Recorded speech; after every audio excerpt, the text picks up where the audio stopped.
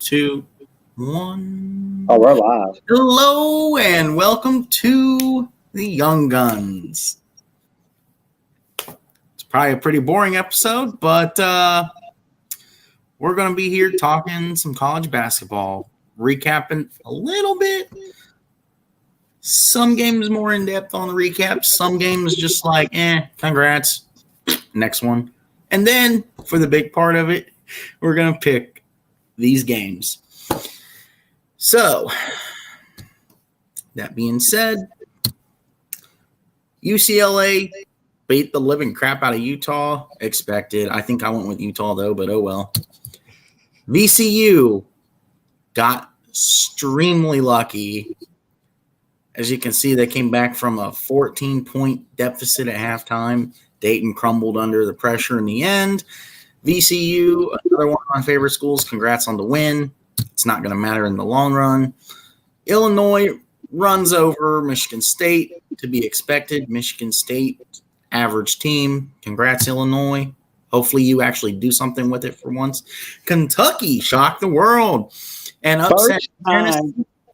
It's the first time in Kentucky basketball history that they have upset a top 5 team as an unranked team. That is the first time in school history for Kentucky basketball. Big stat to pay attention to. Real quick on this game, an underrated factor at hand for why Kentucky won this game is because of the fact Sahvir Wheeler, their point guard, did not play because he was hurt. And Cason Wallace, their 5-star freshman, he moved over to the point, and Kentucky's offense ran better. That's why they won. If Sahvir Wheeler was playing at point, they do not win this game. It's not that Sahvir Wheeler is not a good point guard. It's just that when you have a talented player, even if he's not a true point guard, sometimes having him play point helps you win. Plus, Tennessee just played terrible and crumbled under the pressure of, I really don't know what you would say the pressure was. They should have beaten Kentucky, but they didn't. So it's a good win for Kentucky. Oh, yeah, and it was on the road, by the way. It was first time they beat Kentucky's beaten a top 5 team on the road as an unranked team. My error on leaving that out, folks. NC State upsets Miami with the shocker of all time. And Miami is likely falling out of the top 25. Good riddance. Your basketball team is crumbling to crap like your football team. Indiana blows out Wisconsin. Who of us called this? Thank you. Well, I would have picked Indiana to win if a couple of things had not have occurred in the past. For one, Wisconsin has beaten Indiana 24 out of the last 27 times, and that's bad. And Indiana has struggled against Wisconsin historically for the last 2 decades, and Indiana's got 2 players that are hurt. To be fair, Wisconsin, Tyler Wall, he was out hurt as well. Didn't know if he was going to play or not. When we were picking these games, it was looking like possibly he would play, but he didn't. Indiana, without Xavier Johnson and Race Thompson, it didn't matter. They played extremely hard in this game. Like, their season was on the line. If they don't win this game, they could be out of the tournament, field projections. They played extremely hard. Trace Jackson Davis did a master class in front of his brother. He was at the game. He ended up committing to Indiana football today from the portal out of Tennessee. That was a big win there, but he played fantastic. And basically, it was just all effort and energy. The home crowd helped as well. It was just a fantastic performance on defense, and they got enough offense out of Jalen Hood-Schifino and Jackson Davis to get the win. Oh, yeah. Tracy Jackson Davis went berserk, nuts. I don't think I've seen a performance like that in a long time. Dude was on fire. Mm-hmm. And he's actually been struggling with back issues, and he hasn't been playing as well the last few weeks, but he seems to be getting back to 100%, and that is great news for Indiana because he's a fantastic player in the Big Ten. He's had struggles earlier in his career going up against the trees, as they always say, but what he uses is his speed to win. And now that he's getting healthy again, he's just quicker than the taller guys, and that's how he wins. Oh, yeah. All right. Creighton upsets Providence. Predicted that. Tulane beats UCF. Nobody cares. The football team's the only ones that matter there. North Carolina rolls over Louisville. I was hoping for a better performance. Thanks, Austin's team. Never picking you again, ever. I don't care if you end up playing the national championship. Florida upsets Missouri. Is it really an upset when Missouri's the number 20 team? Not really, because usually they suck. Oh, and the ESPN Plus game that we have in front of us, Kansas and Iowa State. Now, this looks like it was a nail-biter down to the very end. And those Kansas uniforms looked sweet. Oh, yeah. Yeah, Kansas always finds a way to win, especially at home. It's like they're always in these close games. They almost lost to Oklahoma State a couple weeks ago, but they found a way to win that one, and they won this one. It was a really good performance from Iowa State. So they are a good team. But yeah, How is that not an ESPN game? Like, what made ESPN go, oh, this should be on ESPN Plus? Because of the fact that they picked the schedules at the beginning of the season and Iowa State was not projected to be a top Big 12 team, they have to put something on ESPN Plus because the Big 12 has a contractual obligation to put games on ESPN Plus because of the fact they don't have a conference TV station like Big Ten Network or the SEC Network, so that's why it happened. If they did it like football where they scheduled it every week or two ahead, then this game would have been on a major network. But since they do it at the beginning of the season, didn't expect Iowa State to be this good. That's why it's on ESPN Plus. Yeah. All right. Virginia beat Florida State. Oh, that's an ESPN Plus game right there. Well, that's ACC too, though. Yeah, they don't put ACC games on ESPN Plus. It's just not how it works. Yeah. The game doesn't really matter. Florida State's poor performance on average, plus Virginia. This is a big step down from the teams of the past for Florida State basketball. Well, the issue with Florida State is they actually have good players. I mean, they got Cameron Fletcher, transferred from Kentucky. They've got Matthew Cleveland. They got decent players, but they can't take care of the ball. I mean, they turn the ball over a ridiculous amount. They play pretty good defense, but their offense is so poor they can't win games. They do not control the basketball. Same with Louisville. Florida State. Louisville's issue is that they just don't have any good players. Florida State does. That's the difference. Oh, man, that is impressive. I mean, I know we're not exactly talking about Coach K, Duke, but still, though, Clemson beating Duke is a big deal all the same. It doesn't matter if it's Coach K Duke because it's still Duke. I mean, yes, when you think of Duke, you think of Coach K, but Duke was there long before Coach K was there. True. But, Clemson is 7-0 leading in the ACC. And Coach Brad Brownell finally won his 400th game as head coach in this game. Oh, that's wow. So I don't know how bold this would be for this, but I'm going to put it out there right now. I'm going to say that Clemson is going to win the ACC. Oh. For basketball. Ooh. As long as that's very they possible. healthy, it is definitely possible. I mean, they're gonna have to obviously go down the stretch and beat Virginia and Carolina and stuff. I know Carolina, a lot of people don't think are good, but Carolina's gonna find a way to end up toward the top of the ACC. If Clemson plays like this and they keep playing like this and they stay healthy, they can win the ACC. PJ Hall, Hunter Tyson, those are two fantastic players they got, and they're ever since the beginning of the season when they had a couple of poor performances, because, that's why they're not ranked. A lot of people say, why are they not ranked? Well, they had two extremely bad losses at the beginning of the season. That's why they were not ranked. But now they're playing better, and the really good wins are starting to outweigh the poor losses, and that's why they're now going to be ranked. But, I agree Clemson probably should have been ranked this week, but I understand why they weren't because they had a couple of bad losses at the beginning of the season, and that does weigh on your resume.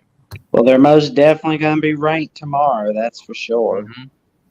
So it's going to be fun. Yeah, but Syracuse beats Notre Dame. Everyone saw this coming. Notre Dame is trash and everything. Alabama destroys LSU. Saw that coming. That buzzer beater but before the end of the first half, that was wow. My question is with the stuff that has recently happened with Alabama football, or not football, with basketball. The one player that had the thing happen to him, is Yeah, it derail the team, or is the team itself good enough to produce well without him? Is the big question, I would think. Well, yeah. just won That, by 40, so I mean, if they're now 40 points worse, then I guess they won't win. Nah, I mean, I agree. Stuff like that can't affect um, your team as a whole. I think that it will set them back a little bit, but I think Nate Oates will at least get them to overcome and still play really well. But it's going to be interesting to see how well they do play. I mean, I do agree with you. It can't affect your team, but Alabama's playing really, really well, so they're going to have to really fall apart for that to happen. It's possible though. I'm just kind of like I really don't know, but it's like it's a wait and see moment. I do wonder what kind of impact this will have in the coming weeks. Or what will come out of it. Exactly. All right. Texas finally beats Texas Tech. Not really anything noteworthy there because Texas Tech just choked. They're both stupid. Oh, another Big 12 Kansas game, State. another big one. That's pretty cool. TCU, Kansas State. And TCU was winning this game by a lot more than they ended up winning the game by. They definitely came out and wanted to show they're still a really great team after a couple of tough losses, and they definitely did. That was a fantastic performance. Year of the Horned Frogs or what? Because in football, they've had a really good run to the national title, and now their basketball team's finally putting something together. Is this the year of the Frogs? Could be. Anybody could win that tough conference in the Big 12, that's for sure. Xavier beat Marquette like everyone thought. Yeah, Xavier is a great team. I mean, I know that a lot of people don't like Sean Miller, and again, there's obvious reasons, but this is not. And he still couldn't make a Final Four. This is not one of the most talented teams in college basketball. They are a talented team, but they're not like a top 15 talented team. But he's getting the most out of these guys, man. I mean, the fact that how Xavier missed the tournament last year after they should have made it, and then this year you bring in Sully Boom, the transfer from UTEP, and now suddenly you're a top 15 team. That's amazing. I mean, it is incredible because it's the same players and just one transfer from a mid-major school. And, I mean, their only 3 losses are to Indiana. Again, when Indiana was healthy, they were really good. Duke and Gonzaga. So Xavier only has 3 losses. They haven't lost since before December. It was in November. They're on a roll right now. It's going to be interesting to see how long they can go without losing, but they're playing fantastic right now.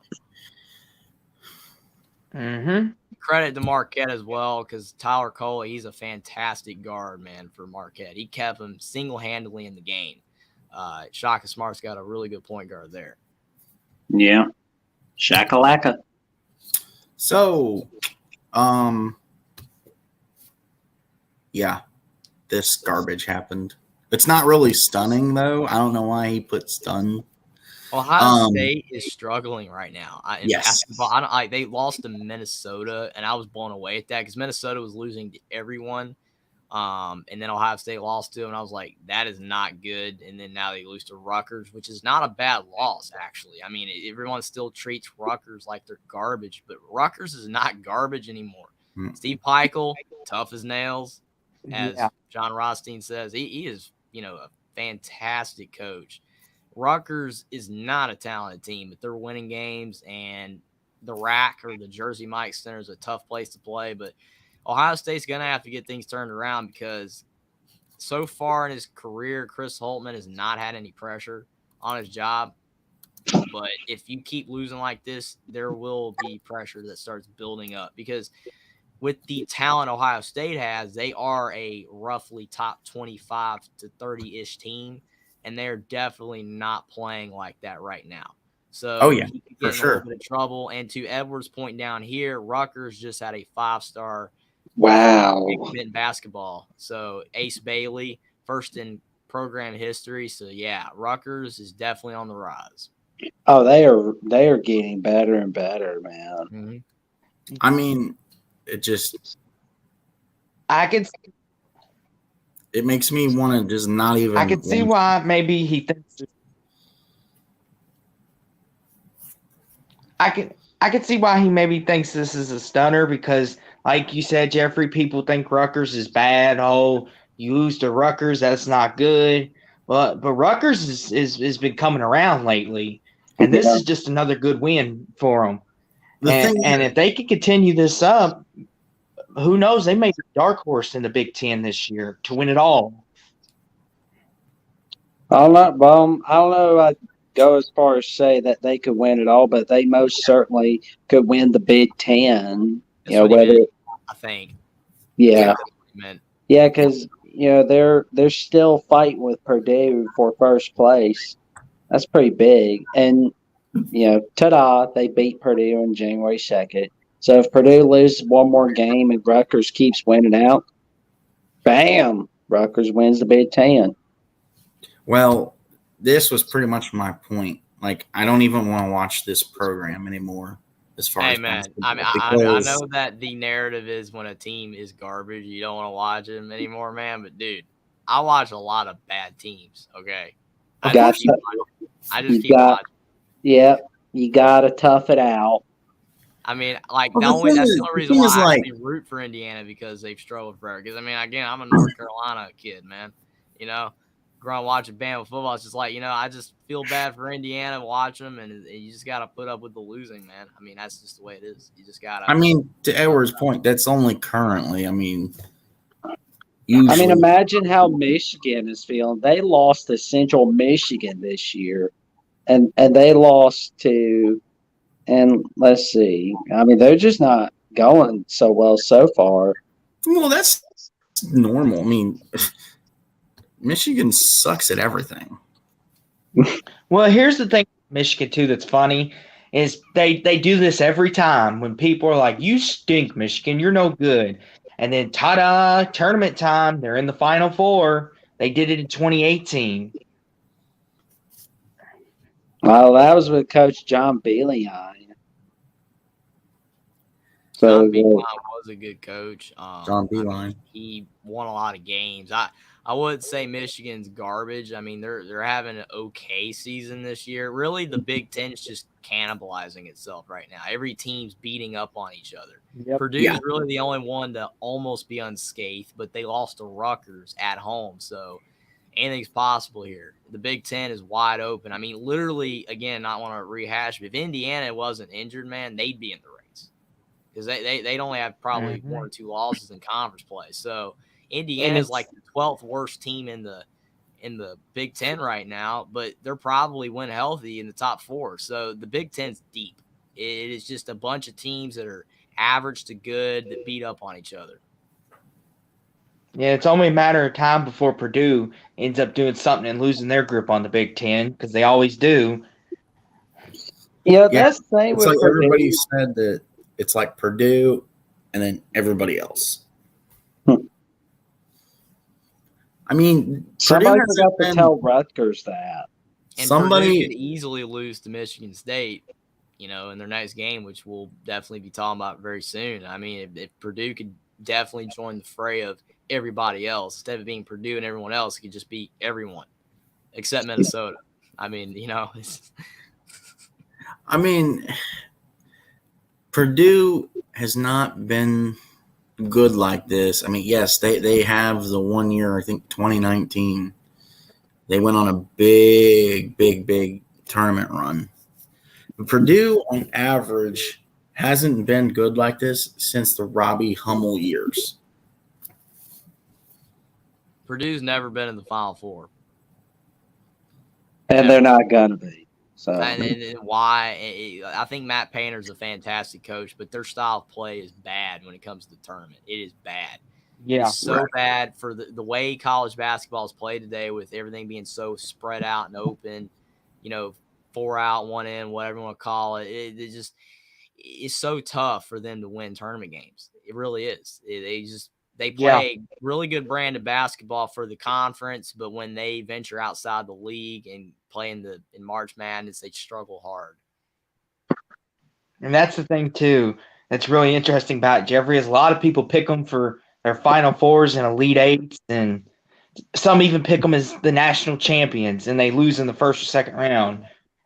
Like you said, because Funniest thing their in the style world of was play. last year. It was so funny when Dick Vitale picked Iowa after they, won the Big Ten championship, in the conference tournament, and he picked them to go to the Final Four with Keegan Murray, and they lost to Richmond in the first round. That was funny. I mean, it's like you take off Iowa having a really good run of games, 4 or 5 games in a row where they're on fire. Iowa was not built to make a Final Four. All they needed was one cold shooting night, and it ended up being in the first round, and they lose. How you advance far in the tournament is you have to have talent, great coaching, and you have to be able to withstand when you're not shooting the basketball. That's why Duke loses a lot in the tournament, because a lot of years Duke has to shoot a lot of threes to win games.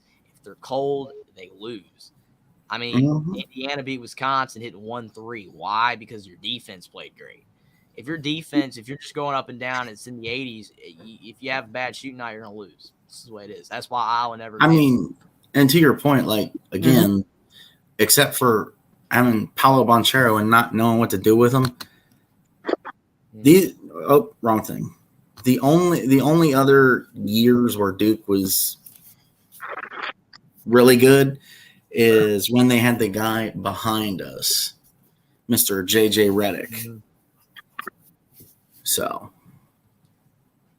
I will say, to add on to your point real quick, Jeffrey, before we move on, is you also got to have a little pixie dust, so to speak. Because look at Loyola Chicago. Do you think they're really a Final Four team per se? Not. Like talent-wise, no. They had a little bit of pixie dust, and they were able to make their shots when they counted. So that factors into it as well.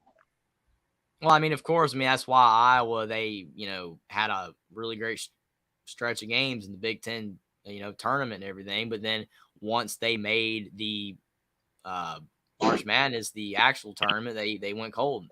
So you're right. I mean, it's partially due to the fact that you have to have a little luck, but you also have to make shots. I mean, you can advance in the tournament if you're not making shots, but if you're not making shots and you're not defending, or the other team's making shots and you're just not going to win. That's why basketball is more of a luck game, whereas football, it's so much about talent. Talent. If you have great talent, you're going to win most of the time. Georgia, TCU. I mean, anything's possible. TCU beat Michigan, but Michigan's not as talented. But in basketball, St. Peter's beat Kentucky. Who's more talented? Kentucky by a mile, but St. Peter's won because they could not miss that night. Just like when Lehigh beat Duke in the tournament. That is why you don't get rid of the auto bids, because the fact upsets happen all the time.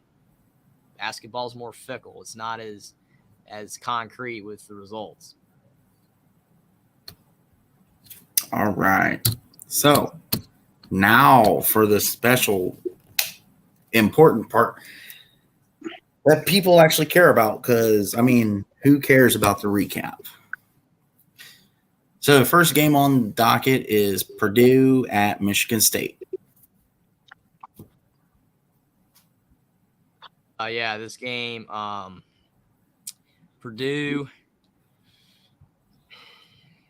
This is one of those games where you just feel like Purdue's been getting by, but they could lose. Like, I know Michigan State, they're not a great team. This year they've got 10 scholarship players. A lot of people gave Tom Izzo some flack for not getting the full 13 allotment of players, the full roster. He only got 10 players. I still think that Michigan State is a solid team, especially at home. They are tough to beat. And Purdue, they have won a few road games, but they only beat Ohio State by 2 on the road. And Ohio State, like, you almost feel like Ohio State, after that loss, is kind of falling apart a little bit. Like, that loss demoralized. They should have won that game. But Purdue, you only beat Ohio State by 2 on the road, and they're really struggling. I think Michigan State will pull out a win here. I think Michigan State's going to win 70-68 over Purdue. Yeah. What's the final this game prediction, Jeffrey? I got Michigan State beating Purdue 70-68. All right. Yeah. So for this game here, I was wrong about this past week how Michigan State, they seem to, win the games that they shouldn't, or Tom Izzo figures out a way to beat the better team, so to speak. I was wrong about that one. But in this game, like Jeffrey said, it is at Michigan State. Purdue, they're coming in. They're the class of the Big Ten as we speak, as we sit tonight. And I think this can have the potential to be an upset alert, because the fact that everyone's thinking, okay, Purdue, they're number 3, they're better than Michigan State, they should just walk over them. That's not how it works with Tom Izzo. He will his team will play defense. They will make you shoot contested shots. I think, yes, Purdue's very talented, but I think at the end of the day, I think the coaching of Tom Izzo and Michigan State at home, I think Michigan State wins this game 75-62. I'm going to go Michigan State 73-69. Oh, and by the way, hello to you too, Hummus Hero.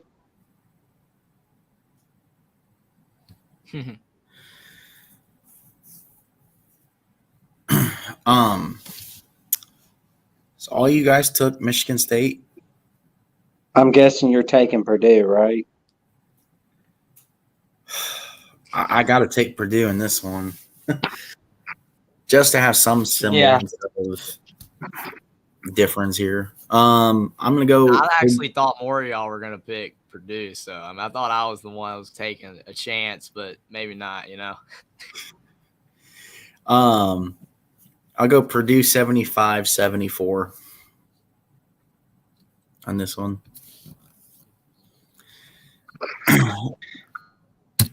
All right. Next up, Syracuse at Miami. I don't know why this was put in there because all about the U. The U. It's all about the U. Who's going to win this game? This is a toss-up. Yeah, I think the reason why this game was added was because Will likes the ACC, with Notre Dame and everything. That's why. Yeah, Syracuse, they've been playing better basketball lately. I'm not saying that they're back. Jim Boeheim's got them rolling again or anything like that, but they are playing better. But Miami, they're really struggling right now, but you kind of feel like they're going to find a way to beat Syracuse. So I'll take Miami 77-70 over Syracuse. Yeah, this game here, it's really interesting because it's – well, we get to see a full picture of Buckeye Mike. This game's really interesting because if this was in the Syracuse Dome, I would consider taking Syracuse here. But it's in Miami. I think, they lost to a really good NC State team. I think this has another potential to be upset alert. Syracuse, likes to catch fire late.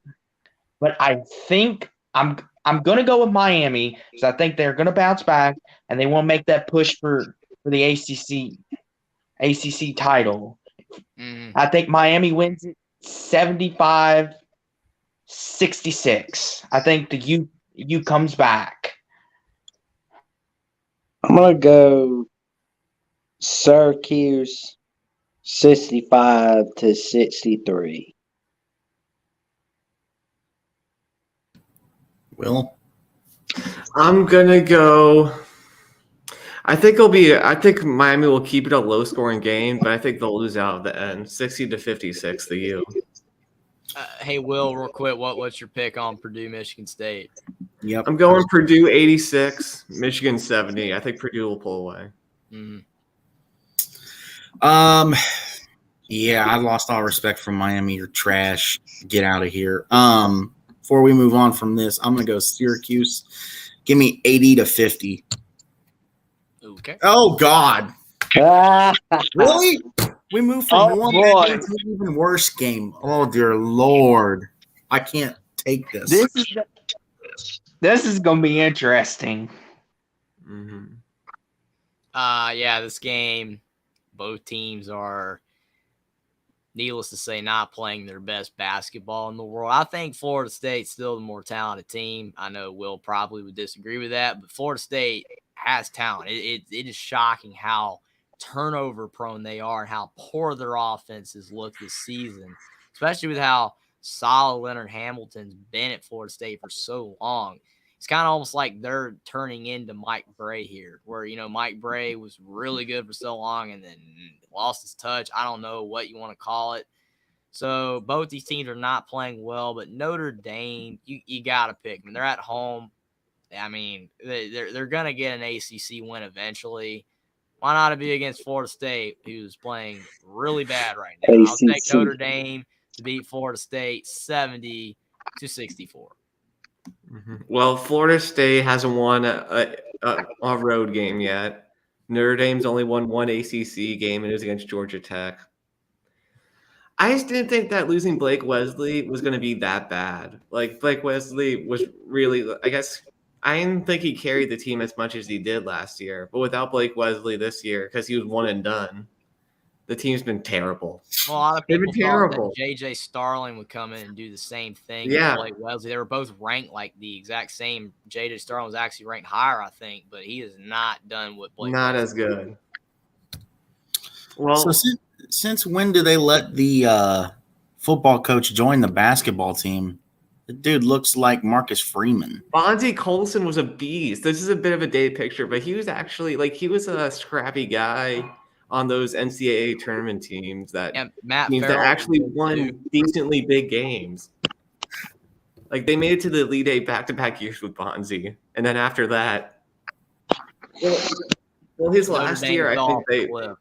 yeah, his last year, I think they lost to West Virginia in the second round, and then they weren't into the tournament they had a big drought going to the tournament until Blake Wesley last year.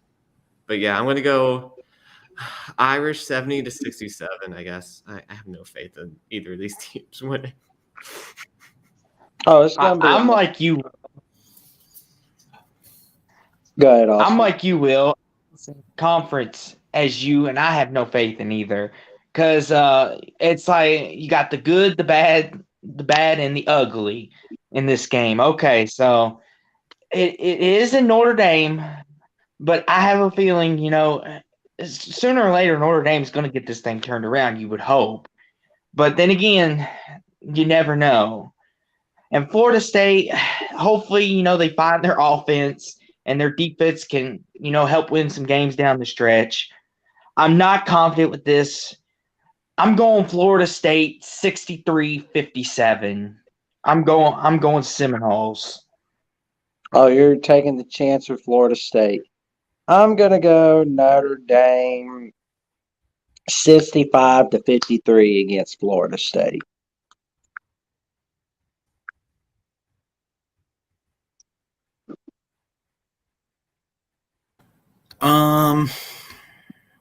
God, you would put this in here just to waste everybody's time.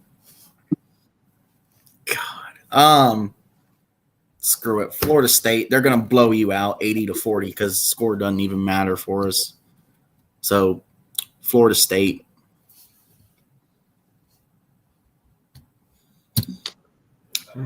Houston and Tulane. Holy cow, we actually get to a smaller conference game that actually kind of matters.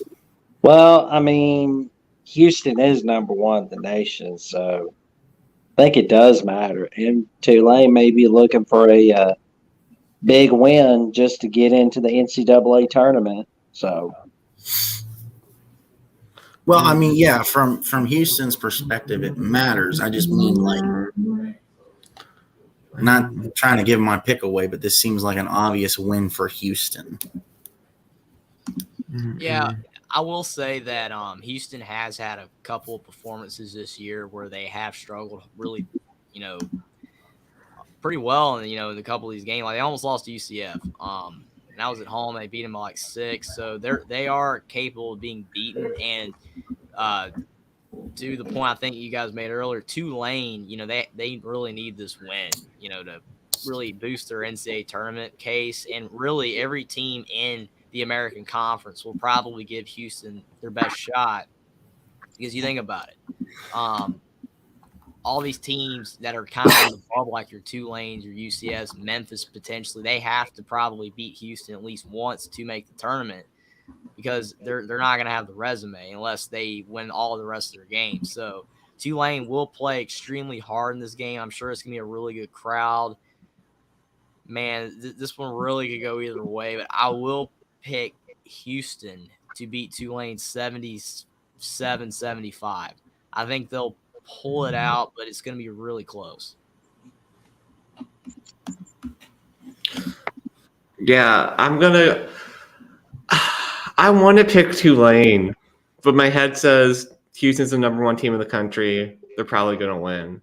I'm going to go Houston 80, Tulane 65. I think it'll be close in the first half, but I think the Cougs will pull away. Here's my thing with this game. I don't like seeing that number 1 next to Houston's name, because the number 1 curse, it's a real thing, guys. Because if you remember in the string of 2019, I believe, it was like 4 or 5 straight weeks that the number 1 team went down, and everyone was saying that's the number 1 curse. And I agree, Tulane, they're going to play like their life depends on it. I'm sure this is probably going to be a whiteout or a blackout night for them. And they're going to have all their family, friends, all that good stuff here. Motion.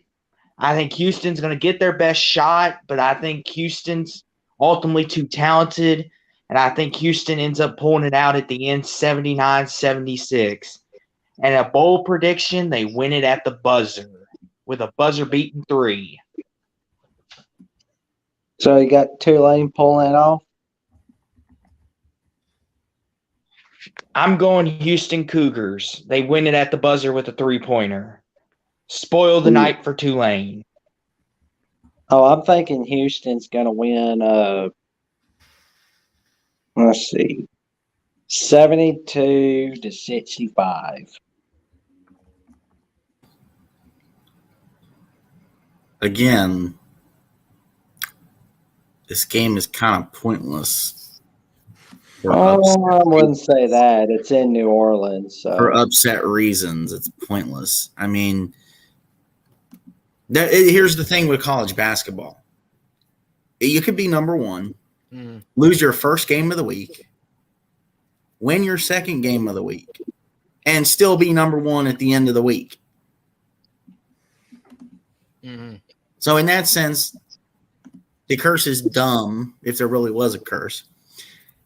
And this game is dumb to pick, because if Houston loses, it doesn't matter, because if they win the next game, they can still be number 1 going into next week.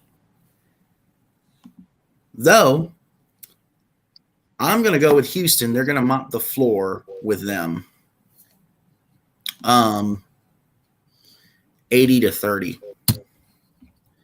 Kansas at Kansas State.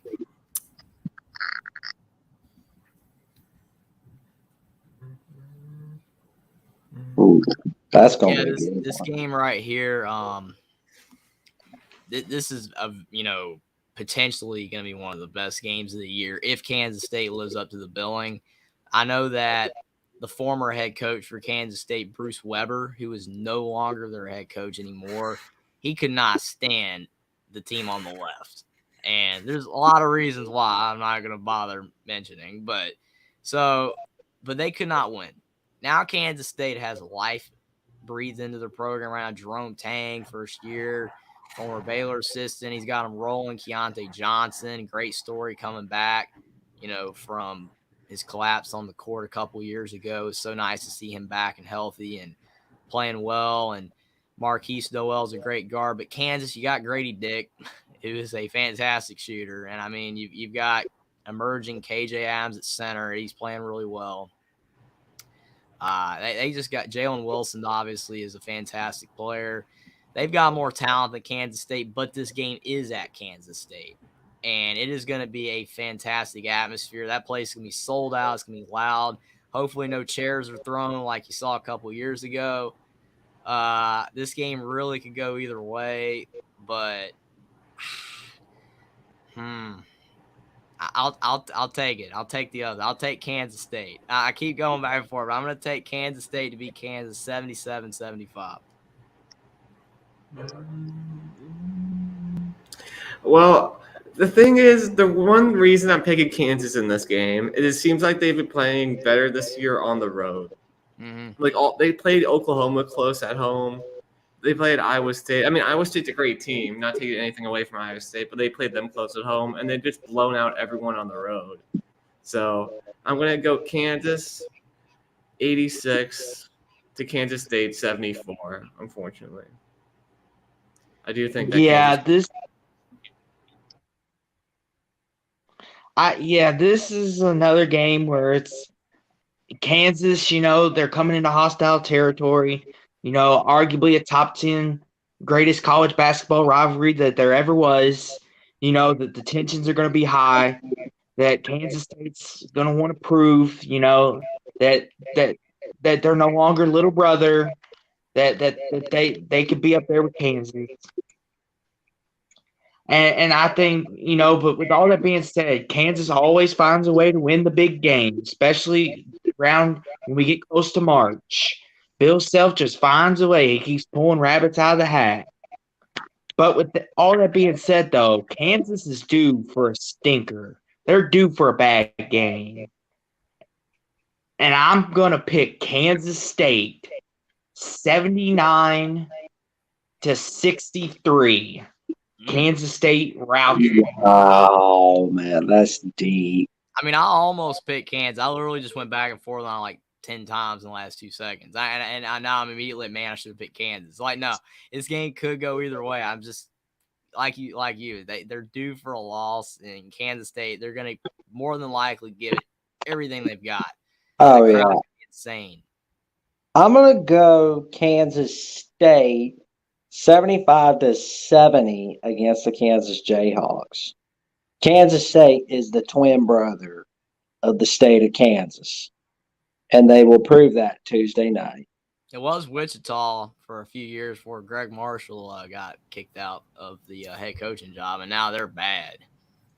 Yeah, Wichita State's basically non-existent these days. Well, Chicago is too. Well, I mean, Sister Jean, they still, well, they're always going to have Sister Jean. So, well, Chicago, that's going to help them.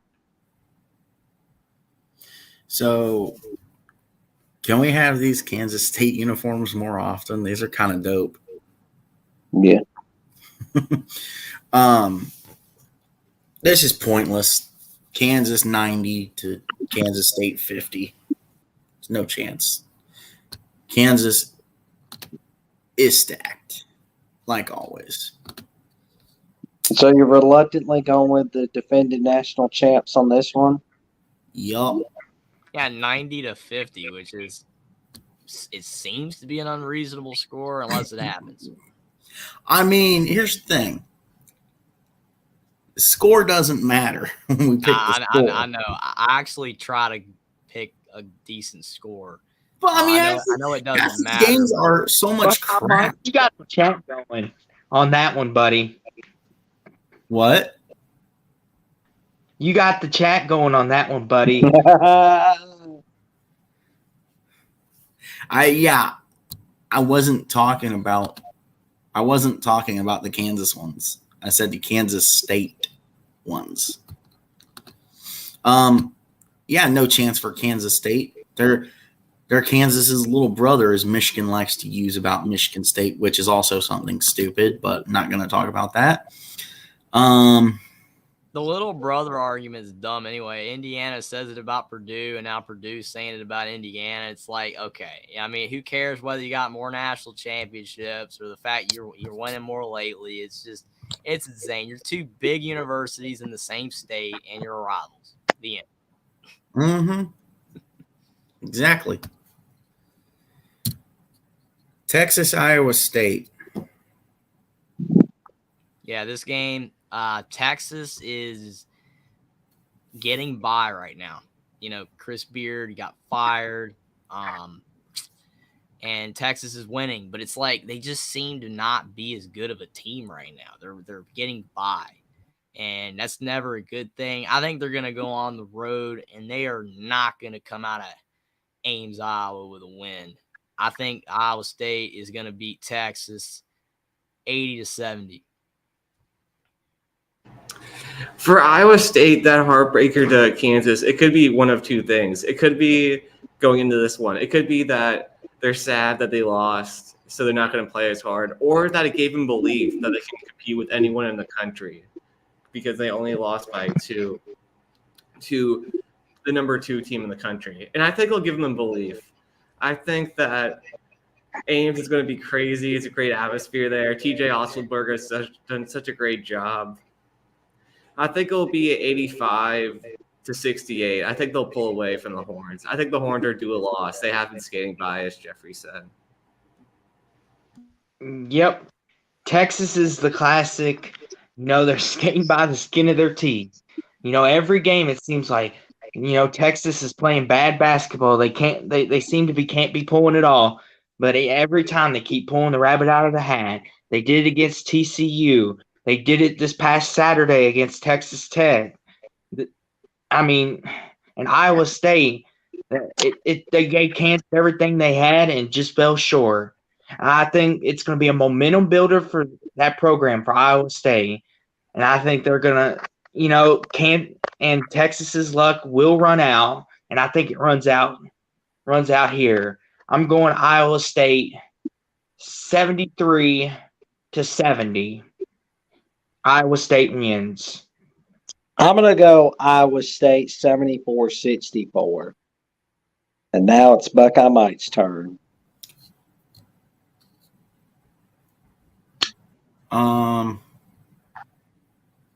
Did everybody go Iowa State?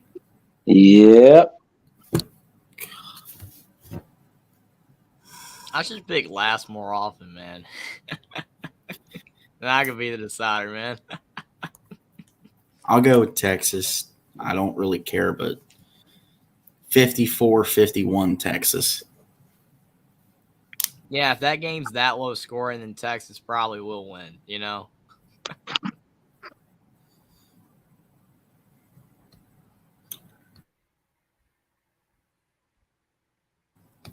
Sorry.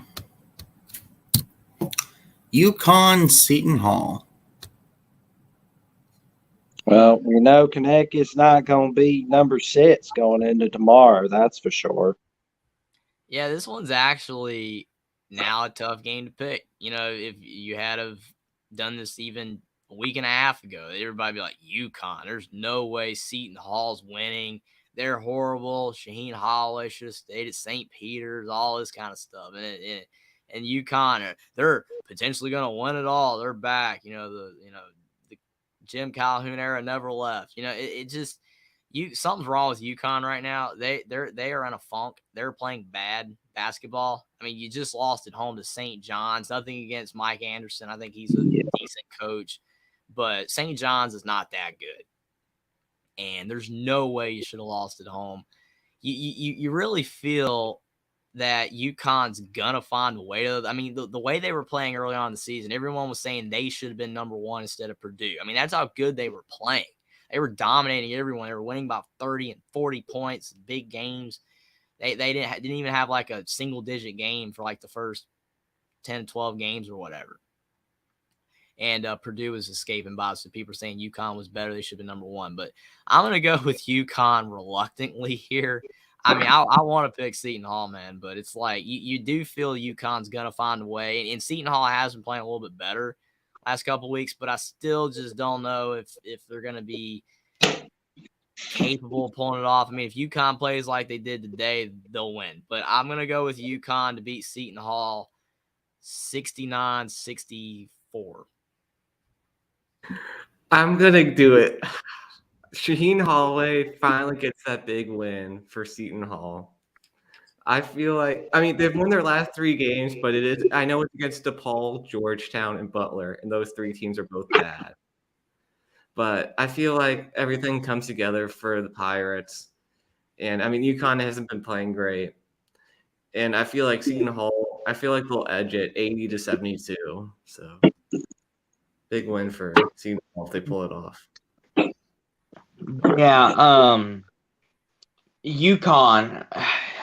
If you're the team that everyone says you are, you cannot lose to St. John's. You just can't let that happen. That's a sign of things to come if you make it to March. Home. You lost at home to St. John's today. Good Lord.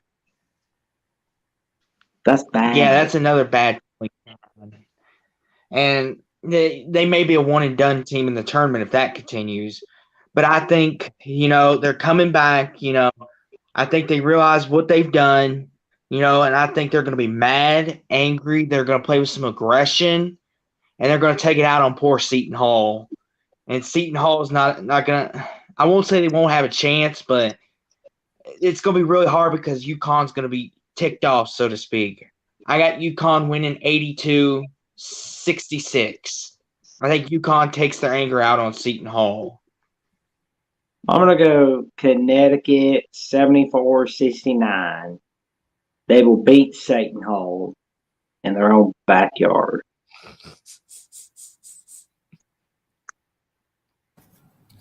I would hope they would beat Seton Hall. They better never make that a team, man, by the way. But I literally thought that's how it was pronounced. Seton I thought that's Hall. how it was pronounced. Seton Hall. It's Seton. Oh, okay. Seton. Have you actually Seton Hall. listened to the college I've always podcast called during them. a game, man? I've always called them Satan Hall for some reason. I thought that's how they pronounce their name. Oh man, the way I just heard it made it sound worse. It sounded like you said Satan Hole, like Satan's hole. I said Satan Hall. Like I swear, I thought that's how they said their name. I'm like,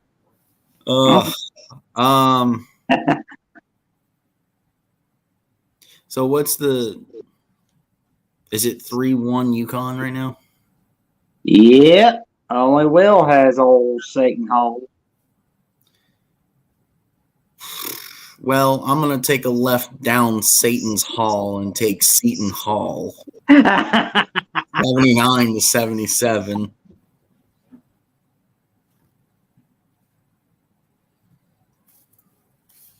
Okay, I think I got the pronunciation down right. Satan, right? Yeah, Buck on Mike. He's going with the Jersey guys, man. They're going to beat the Connecticut boys. Old Jersey. Joyzy Shore. Joyzy Shore. Providence and Marquette. Yay.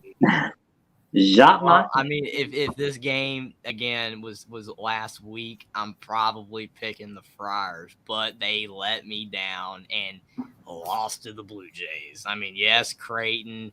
We know Ryan Kalkbrenner missed 3 games, and that is why Creighton is not very good on paper with the record, and they'd be so much better if he played the whole season. But it's like it just seemed like Creighton's been kind of average anyway. But man, Providence dropped the ball. And it was on the road. This isn't the Dunkin' Donuts Center. Okay, you got to actually go on the road and beat the Birds, not Louisville. If you lost to Louisville, Providence, then man, that would be really bad. No offense, Austin. I feel bad for Louisville. Hope they get better. They think they will get better, and I feel bad for what the NCAA did. But beside the point, again, Providence, you lost to Creighton. Marquette's better than Creighton, and Marquette gave Xavier everything they had.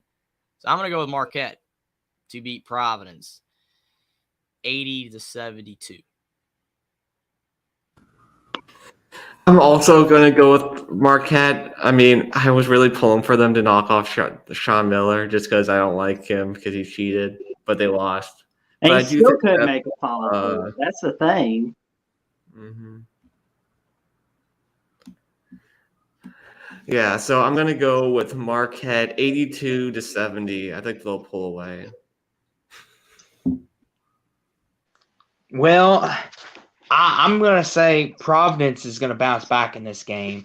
I feel, Creighton, like I said in the preview we did, I believe Thursday, that Creighton has the potential to get hot and catch fire and stun some teams. And I think Providence, bought into their hype just a wee bit more. And I think that cost them. I think they'll come in.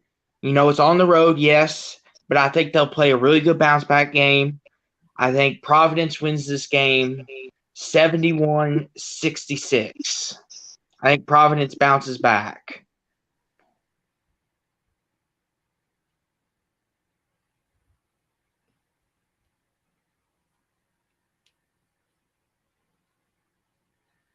Go I'm ahead, gonna Jake. go Marquette, 70-64.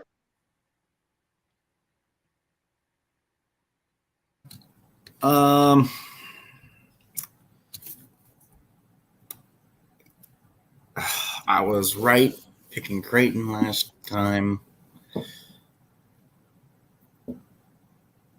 I don't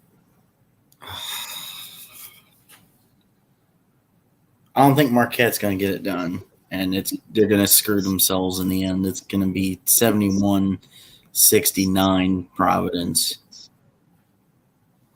71-69 Providence, huh? I mean, I'd go with a 69-69 tie, but you can't have ties in basketball.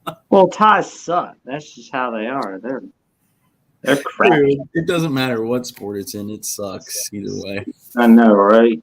I don't see how soccer deals with ties. Like, I Well, don't they- see how people watch soccer where games are 0-0. I mean, exactly. nothing happened. You essentially watch 2 hours of nothing happening. You just Jeffrey, around by the and end of score. 2023, Jeffrey, I want to make you a soccer fan. That's my goal. I think I can make you a soccer fan by then. The easiest way to do it, Will, is to get him to watch an Indiana soccer game. They're phenomenal. Oh yeah. I've seen a couple of highlights of Indiana. They They're lost. good. They lost the College World Cup to Syracuse this year. I think it was 2-1. I'm like, holy crap! And it was still a really good game. Mhm. It's I know easier the soccer to. program's really good.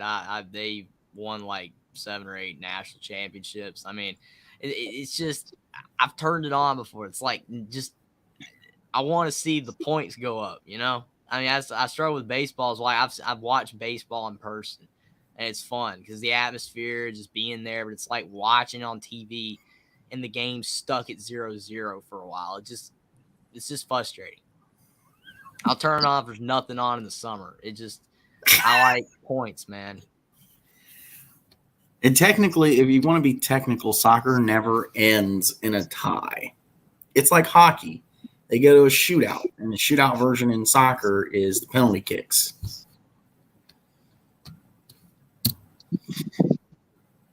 Oh, 2 more crappy teams. All right. Double dose for Michigan State here. They're back again. Guess who's back again? Yeah, this game right here, man, it's like you feel Rutgers, they beat Purdue on the road, so they're capable of pulling off a win. But using the logic of, I picked Michigan State to beat Purdue, so they're going to have a big win. This could be a letdown game because you just beat Purdue, and then you come back around, you're playing Rutgers, which, again, if any Big Ten team is overlooking Rutgers anymore, I don't know what you're doing with yourself. You need to pay attention to Rutgers. As much as everyone doesn't want to pay attention to Rutgers because it's Rutgers and everyone just wants to think Rutgers is still bad, Rutgers is not bad. So Michigan State, if you do beat Purdue, do not overlook Rutgers. If you do, you will lose this game. But Tom Izzo, you feel like he's not going to have him overlook Rutgers. Rutgers is going to play really well in this game, but I will pick Sparty again to beat Rutgers 70-68.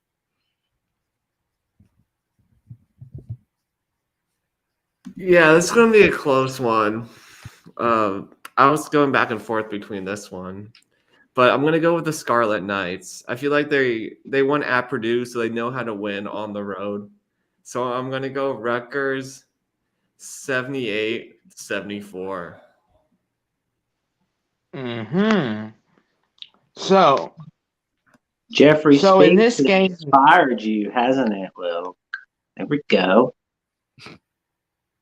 I'm just saying Rutgers is better. Just pay attention to them, even though no one wants to. I mean, I kind of know if I'm not Oh. I'm not anti Rutgers, but it was kind of funny that Rutgers was like, oh, they're horrible. It's an automatic win for everybody. Now Rutgers is really good for what they used to be, and I mean, it's just you got to deal with it. Rutgers is here, and they're solid. They're just a solid Big Ten team. Yeah, they won't be. They probably won't make a deep run in the tournament. Who knows? Maybe pixie dust and all that. But Purdue could give a lot of teams trouble in the Big Ten tournament, and I think Michigan State. If I pick Michigan State as well to beat Purdue, like you said, Jeffrey, this has the potential to be that letdown game. You know, hey guys, we just beat the number 3 team. Purdue, we just earned a victory over them. That's going to help us in the standings. And Tom Izzo and the guys are all fired up.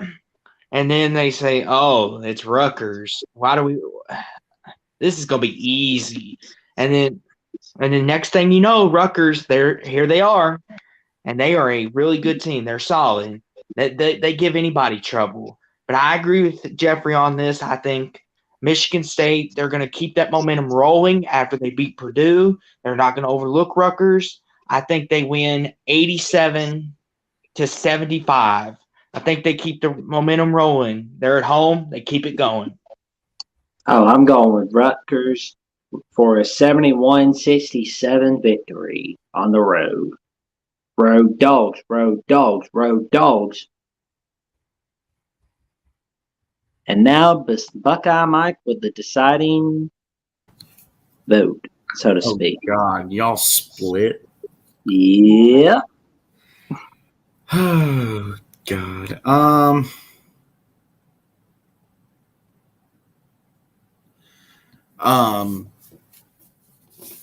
gonna go Sparty on this one. It's the better team. Rutgers is the better team to talk about right now because they're pulling the shockers in the upsets. But I'm gonna go Michigan State to smack them in the face, 70-35.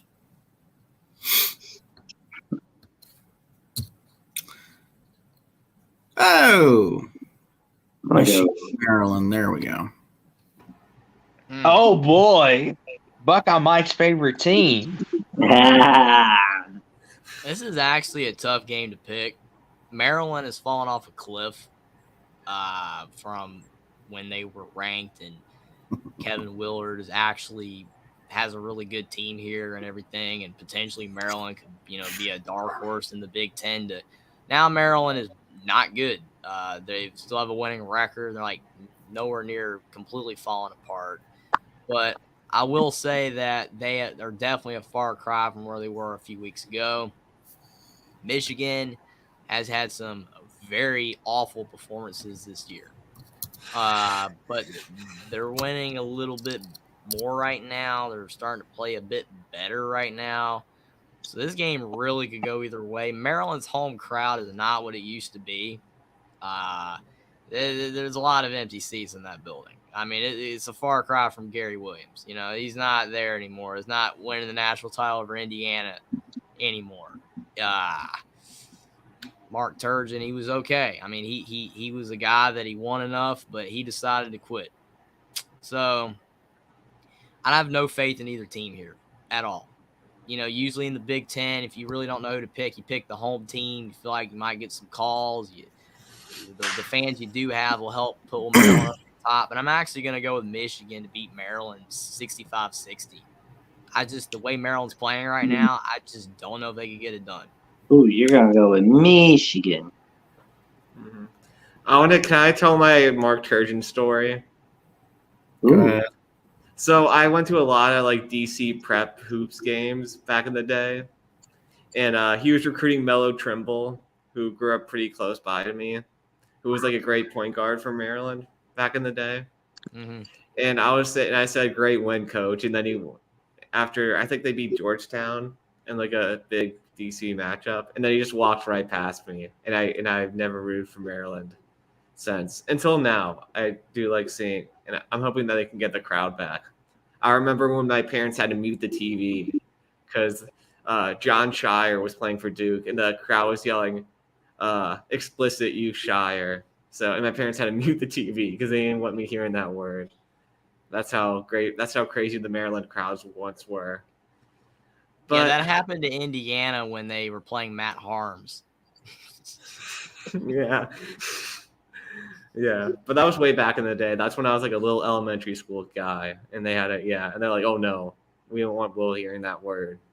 So, but I'm gonna go for Maryland. I do think, I don't know, after watching Michigan blow it against Iowa, I don't trust them anymore. That Iowa choke, which is so bad. So I'm gonna go Maryland 78, Michigan 72. Yeah, Maryland, they're not what they once used to be. They used to be a team where you walked into their building, it was loud, raucous. Not a lot of Big Ten teams wanted to play there. Now it's kind of Mellowed it's out per Maryland. se. Yeah, mellowed down would be the right word. Thank you, Jeffrey. Michigan, this is normally the time of the year where they begin to turn it on, and they make their runs in the tournament. And I think that they realize that we're getting close to that time. I think Juwan Howard's going to get the guys going again. I think Michigan wins, but this is going to be closer than expected. It's going to be 62-60, Michigan. I'm going to go 61-57 Maryland.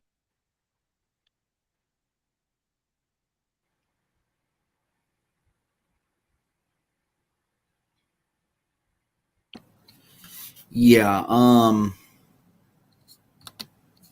that's all I gotta say. Oh, Michigan 87-85. Yup. It's kind of funny to Edward's point here. Yeah, when you've been crap for so long, it's hard for the crowd to be excited for the games. Well, Indiana finds a way. And they're Somehow. usually crap. Indiana finds a way. That crowd for the Wisconsin game is loud. And they've been bad for 2 decades outside of like 4 seasons. Eric Gordon year, 2012, 2013, 2016. So, if not counting 02, it's already been 2 decades. So, yeah, 4 seasons out of 20 years, they've been good 4 seasons. And they still have a crowd. So, Maryland, their crowd is a lot worse. But I guess that's just because Maryland has a smaller fan base. They weren't as big of a blue blood as Indiana. So, that's probably why they lost their fans quicker. It's more attachment to IU. I mean, you got the parents to grow up, get the kids to go. It's just a cycle. And it's like Indiana used to be good. It's eventually going to happen again. Now, if they are bad for 20 or 30 more years, then they'll probably lose the fans. But Indiana might be better by then. Maybe. They're kind of better now. A little bit. Okay.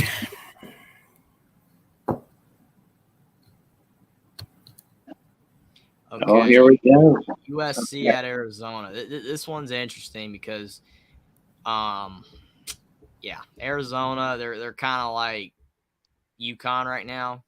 No one wants to say it, but they're kind of slipping a little bit. You got 3 ugly losses, man. Utah, Washington State, and now you lose to Oregon, who is hilarious. When I mentioned that Oregon was decent about a month ago, and you guys were like, man, Oregon is awful. They're terrible. Well, yeah, they're decent. They are decent because they just beat Arizona. And yes, Arizona played awful, but it doesn't matter. Oregon's still a decent team. They just have played completely bad for the first 2 months of the season. But Dana Altman always finds a way to get them close to the tournament, whether they make it or not. It happens every year. But on Arizona, USC is a decent team. They've had a couple bad performances themselves. They've been playing a little bit better lately. They almost beat UCLA. That was a good performance. He almost beat UCLA, 60-58.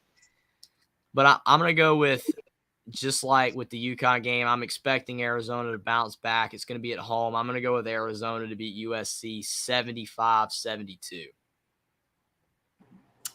So I watched USC play Utah, and they looked really good. I was surprised by just how dominant they were over Utah. So even though I don't really like USC, especially with the trash talk that's been going on, I'm going to pick them to win this game just because I don't trust Arizona right now. They haven't been playing good basketball. So I'm going to go 80-74 USC to upset Arizona. On the road. Ooh. Yeah, I'm with Jeffrey on this. Kind of like with the UConn situation. You're expecting Arizona eventually. They're going to snap back into it, and they're going to show that they're the class of the Pac-12, that they belong there. But USC, they are a sneaky, sneaky good team. They are a sneaky good team. This is another one where it could be a trap. Even though it is in Arizona, Tucson, that the Wildcats should win this game emphatically. But don't be surprised if this game's closer than expected. I think USC will play it really close, but I think Arizona finally will put it together enough.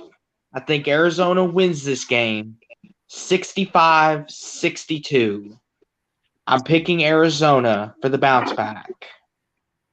I got Arizona winning 68-59 against USC.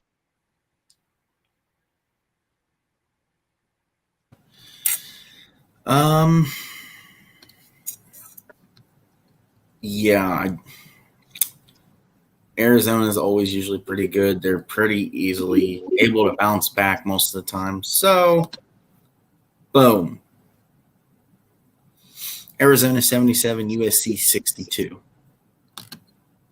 Arizona all day. Oh, here we go. UCLA at Arizona State. And Will, why would you use such an old picture? He's not even there anymore. I was trying to get it as ready as possible for the show. I was rushing. I'm sorry. I was like, all right, UCLA, Arizona State. Just give me a picture of those two teams playing against each other. It's freaking bald dude who can't even play with half the league. What about LaMelo? You think LaMelo can play? Dude, LaMelo's better. I know. I'm kidding. I just wanted to get a reaction out of you. All right, man. You got Lonzo Ball going up against Bobby Hurley. Who's gonna win? Yeah. Okay, Lonzo Ball's not there anymore. So UCLA, they're a better team now. They're actually potentially a top 10 team. I would say potentially, even though they are ranked in the top 10, because I still have questions about UCLA. They're really solid, but it just seems like they. Where did we get that from, Edward? When did I ever say I was rushing? I'm not rushing. It always seems like UCLA finds a way to, I wouldn't say have a bad game out of nowhere, but UCLA, they just don't keep winning usually. They don't go on these big winning streaks, even though they've been playing really well and they're on a winning streak. But it's just like you just feel like they're going to slip up. And Arizona State is not terrible this year.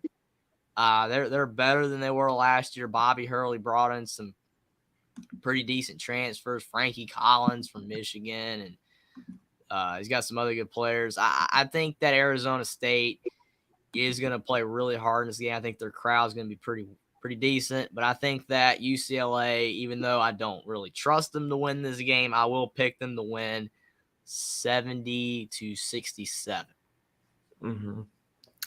I'm still bitter over the game that my VCU Rams, we blew it against Arizona State. We were up the whole game and we let it go, and that would have been huge for our status, get us onto the bubble watch. So I'm going to pick UCLA 80-64 out of spite. Yeah.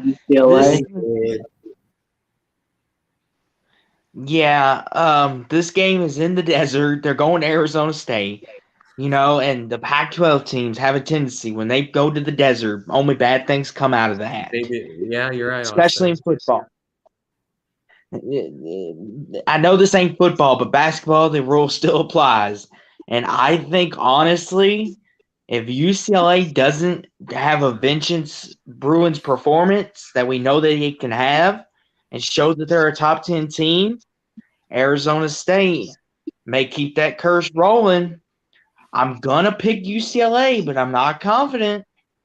I'm going to pick UCLA 71-68. 71-68 UCLA. I'm not confident in that, though. I'm going to go. I'll tell you one for a team. I'm going to go with Arizona State 71-64 over UCLA in the upset at home.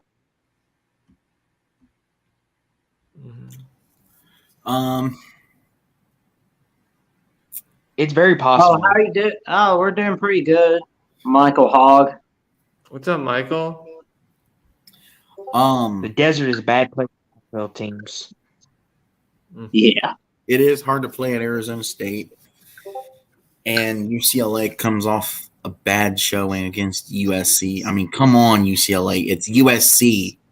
Their basketball program is bad. Arizona State, 63-62. I will say, Buck, I might, when you throw around bad, to a lot of teams, I mean, it depends on your definition of bad. I mean, if your standard is you got to be Final Four caliber every year, then yes, USC is bad. But at least USC is not really bad, like California or something. Oh, no, yeah, I know. That's bad. There's a difference in the definitions of bad. Mm-hmm. Like, here's the thing. Obviously, Ohio State fan. Ohio State basketball sucks. It's bad.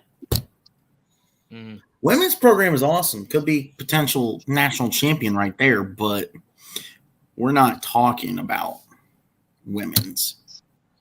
I mean, at least USC has the coach that led Florida Gulf Coast to the Cinderella run back in 2013. I mean, he's not an awful coach. I mean, Andy Enfield, I mean, he's still there for a reason. He's gotten them playing decent basketball. Mike, who'd you go with on Arizona State, UCLA? Arizona State. Arizona State, same as me.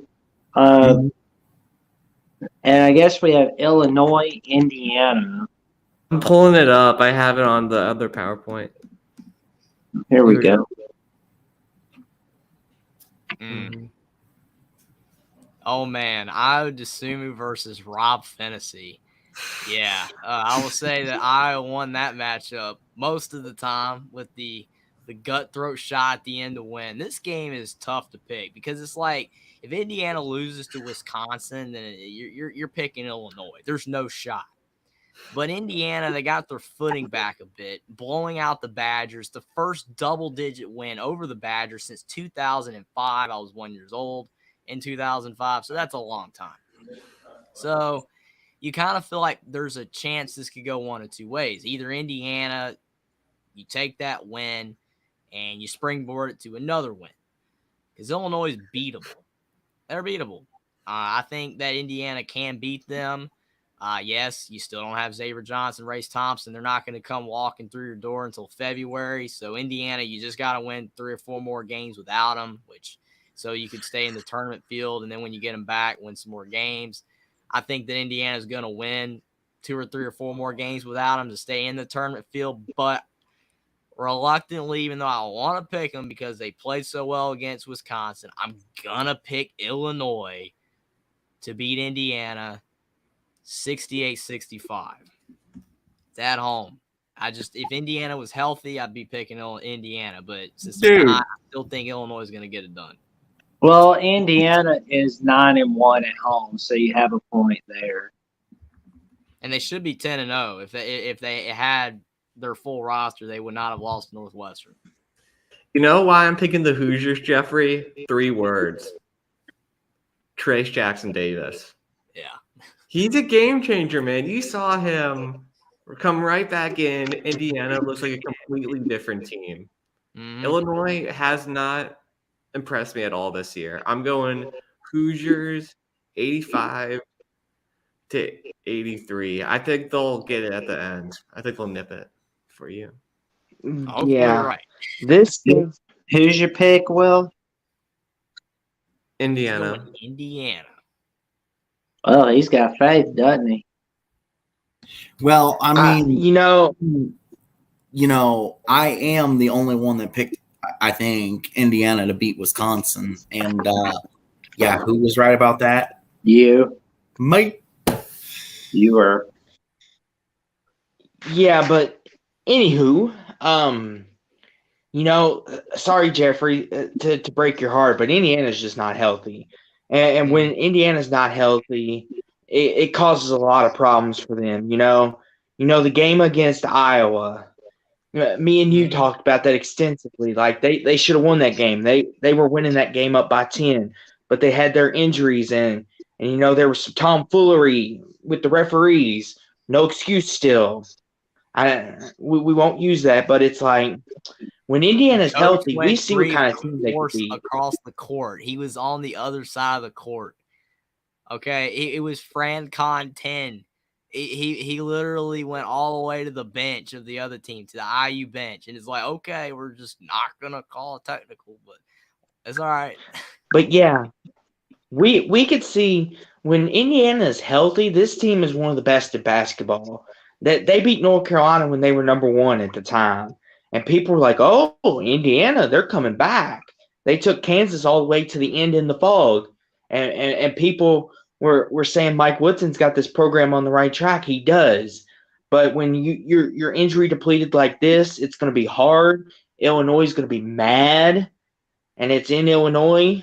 I'm going Illinois 57-54. I'm going Illinois 57-54. Sorry, Jeffrey. Mm-hmm. I'm going to go Illinois 70-61. Mm-hmm. Michael, I again, I'm not going to argue. Purdue is a better team than Indiana this year, but Indiana won at Xavier when they were healthy. Okay, they won at Xavier. If you know how good Xavier is, then that's all you need to know.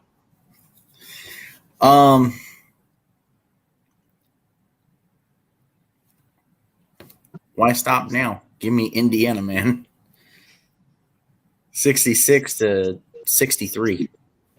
Ooh. And just to preface my comment to Michael Hogg, I said one of the best. I didn't say Indiana was better than anybody. I just said one of the best. They can compete with the best. Just to preface that for you. I mean, if Indiana was healthy, instead of them being 11-6, they would be 14-3. And they would, instead of being 2-4 in the Big Ten, they would be probably one loss. They'd probably be 5-1. I mean, that's not an exaggeration. I'm not that guy. Like I'm not one of those guys that you were talking about earlier that drank the drainage water out of Bloomington. It's gone crazy. I'm from North Carolina and has watched North Carolina basketball since Hansbrough had a bloody nose. Okay, so I just watch Indiana because they're a program that people make fun of more than any other program in the country in both sports. That's why I'm like, and they get destroyed by bad calls all the time in games. I just feel sorry for the program. So I'm not a crazy fan. That's why I never pick them to win, because it's like I'm realistic. I'm just a guy that wants this team to win because I feel sorry for them. And maybe Indiana will beat Illinois. If they were healthy, I'd pick them, but they're not. So we'll see what happens.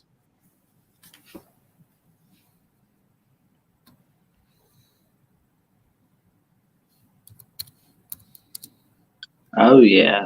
Gonna be big.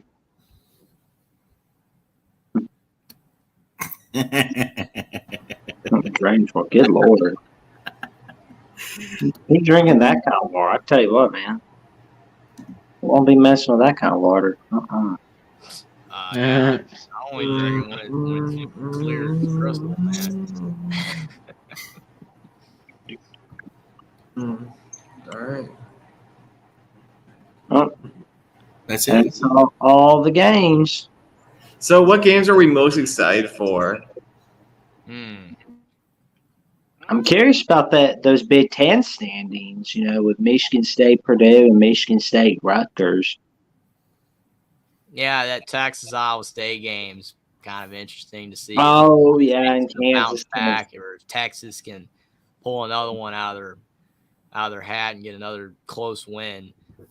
Indiana, Illinois could be good. I mean, again, if Indiana shows up to play, I think they can win. I mean, like literally the key besides Jackson Davis. I know we're talking about the game, but just real quick on the Indiana, Illinois. It's like outside of Jackson Davis, the key is literally can Indiana shoot the basketball? Because at home, Indiana does not have to shoot the basketball. It's literally Miller Kopp, Bates, Tamar Bates, Trey Gowdy. Can those guys actually knock down a three? Because when you're on the road, it is known that you have to hit more threes. You have to hit more jump shots. It's just the way it is. The game does not go your way as much on the road. You have to do more things that you might not be great at to win. And when you're at home, you can get away with it more. So they're going to have to shoot the basketball to win. Let's see what Michael has to say. What's up, Michael? Not much. How you guys What doing game are so you far? excited about, man? Michigan State, Purdue. Mm-hmm. I was asking you guys who you guys picked in the game. I think Michigan State. Oh yeah, I went Right. with I think I went Sparty. Purdue. I think You I what? went Sparty. Okay, what was the reason why you went with because they're Michigan State? Yes. Mhm. I picked them because it's at Michigan State, East Lansing, and just Purdue, like they're playing really good basketball right now. It's just like the Big Ten's gonna get you, man. Eventually, I mean, it's the Big Ten. It's just a tough conference, especially on the road. You don't get the calls as favorably on the road. I think Michigan State's gonna be really fired to bounce back. You know, they've Yeah. struggled a little bit. They should have won the other night against Illinois. Mhm. Yeah, but I can't see how they're going to be able to stop Zach Edey. Who from Michigan State could be able to stop him tomorrow? Do you think Zach Edey's the best player in the country right now? I think he is. Yes, he is. And hey, Jeffrey, just to let you know, I'm also a lifelong Purdue fan, but I do got an IU degree, and I was just razzing you about IU and stuff like that. So I'm trying to do. But no, I think the biggest mistake Woodson did was firing Dave Fife last year. Mm. Well, the thing about that situation to me is like why the reasoning behind it was not really explained. Mhm. So I know that there's stuff online, obviously, that will explain it, but I'm not even going to talk about any of that. So it hasn't been definitively explained. I know that a lot of people, because like last week, people were saying that, Dane Fife was the defensive-minded, part of the team. It wasn't Mike Woodson. Well, you literally just held Wisconsin to 45. Okay, why is that? For one, Wisconsin played horrible. They were without their best player. And Indiana at home is a different team. They play harder at home. It's sad but true. Yeah, I agree. And their two best players on defense, not named Jackson Davis, Grace Thompson and Xavier Johnson on the defensive side of the ball. Xavier Johnson on defense is elite. He's elite. Is just the way it is. Yeah. I mean, he shuts down the opposing point guard, takes him out of the game. Now your best defender on the ball is Trey Galloway, who is a good player, but he's very foul prone. And he does not have the offensive capability of Xavier Johnson. Race Thompson is miles better than Jordan Geronimo on defense. Jordan Geronimo is foul prone, but again, he didn't foul as much because he was at home. The home court advantage matters in basketball. Because to your point, you said, can anybody stop Zach Edey? The refs can stop Zach Edey. If they're at Michigan State, he picks up 2 early fouls, you're in trouble. No, yeah, but what I was referring to is the inside-outside game because as fast as he gets the ball, he's getting right back out to Braden Smith or Fletcher. In my opinion, if it wasn't for a Hood Shafino, IU would probably be a lot worse than they are right now. Sure. Well, hey, Will, how huge, in your opinion, was that VCU game the other night? Oh my gosh, man. It reminded me of the USC Tulane collapse because Dayton just collapsed and it was wonderful. And to see those fans on Twitter after the game, I was just looking at Dayton Twitter until 3 a.m. and it was everyone wanted their coach fired. It's pretty funny. Good Lord. That was such a great win. Do they got a chance to make the tournament this year? No. Or who's gonna be the best team in the A10? Honestly, either VCU, St. Louis, and Dayton. They're probably the best 3. I would say with VCU, they can make the tournament if they win. the conference tournament, which they can. I think there's a chance that if they win every single regular season game and then lose in the championship game, Yeah, maybe. but that's going to be extremely difficult. But yeah, to do. that's going to be tough. Because unfortunately the Atlantic 10 is bad this year. It is awful. I mean, because I love the Atlantic 10. It's a fun league. You got the Friday night game on ESPN. I love the Friday night game. And it's like you got these two teams that are like 12-6, and they're just battling it out. And they're in the next 4 out. Could they make the turn? It's just cool. But this year they're just bad. It's like you said. It's St. Louis, Dayton, VCU, and everybody else is bad. I mean, Archie Miller's not saving the day in year 1. It's just not happening right now. They're actually a bit better. They were terrible last year, and they're a bit better this year. All right, I gotta ask you this. I posted my form. I'm not trying to throw shade at Dayton if there's any Dayton alums. Like everyone I've met from Dayton's nice, but they have a very vocal Twitter community. So that's why I was. All right. What's your question, Hoggy? Is that your name? It's Hoagie. Hoagie. Oh, okay. Right now, my error. That's my second pronunciation mistake tonight. So my error. Yeah, is that a Blackhawk? Is that a Blackhawks hat you're wearing, Jackson? No, that's a Rocky Sea Trash Pandas hat. Oh, all right. Hey, I gotta ask you this. I posted mine just a few minutes ago. If the tournament starts Thursday, who's your 4 number 1 seeds? Ooh, that's a good one. Right now, the future Big 12 member Houston. Then we got Kansas. Don't know where Bama's standing on it, but they're pretty good for right now. And I think Purdue's in there. Purdue could be another 1 seed as well.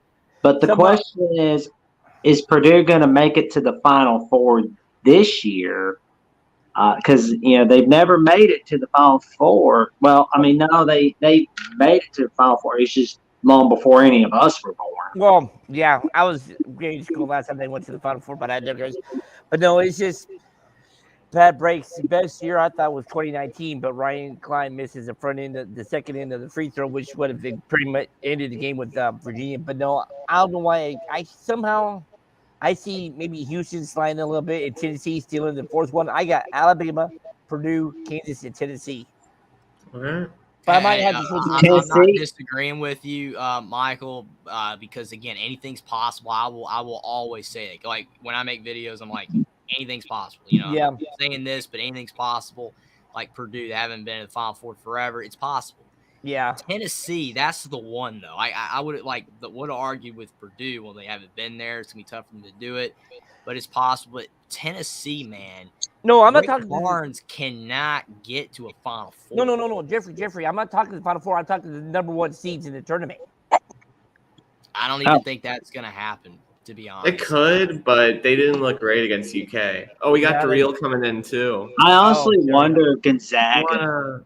I'm thinking Gonzaga could come out of nowhere and go back to being a 1 seed. What's up, Darrell? How are you doing? What's up, Darrell? Are we going to fall for the Gonzaga story every year? Gonzaga does great in the regular season. To your point about Gonzaga being a 1 seed, the only reason why they probably will is if they went out the rest of the way, and then they're going to put them as a number 1 seed. That's it. Like they're not playing. Oh, that's what's going to happen. They're going to be a 1 seed. Does it mean they're a 1 seed? No, but they'll probably will as long as they went out. Jeffrey and Jackson, it's not going to happen. They're not going to be in 1 seed. Mm-hmm. This is the same Gonzaga team that lost by 20 to Texas. And got smacked by 23 from Purdue. Gonzaga's not going to be a 1 seed this year. I hate to say, I don't even think they're going to win their own conference. I think St. Mary's is going to give them a run for their money. Mm-hmm. St. Mary's always gives them a run. Hypothetically, if Gonzaga won out and won the West Coast Conference, you still don't think they'd be a 1 seed? No. Hypothetically. No. I do. Because the other teams would have way too many losses. They probably would. Gonzaga's already got, what, 5 losses? 3. Is it Purdue, Texas, and who's the other one? I can't remember, but they got 3. I know they I have thought 3. they had 4 losses. Hey. So, what was your take on this weekend, Darrell? It was a great week for Kentucky. If we ignore the South Carolina game, just ignore that game, okay? Can't do Kentucky that. had a great week against Tennessee, but I don't know what to say about Kentucky. I can explain Kentucky real quick for you to real. What happened with Kentucky, because I have a family member that loves Kentucky to death, and I watch most of their games with said family member. So what happened with Kentucky is that Severe Wheeler did not play. Kassan Wallace play point.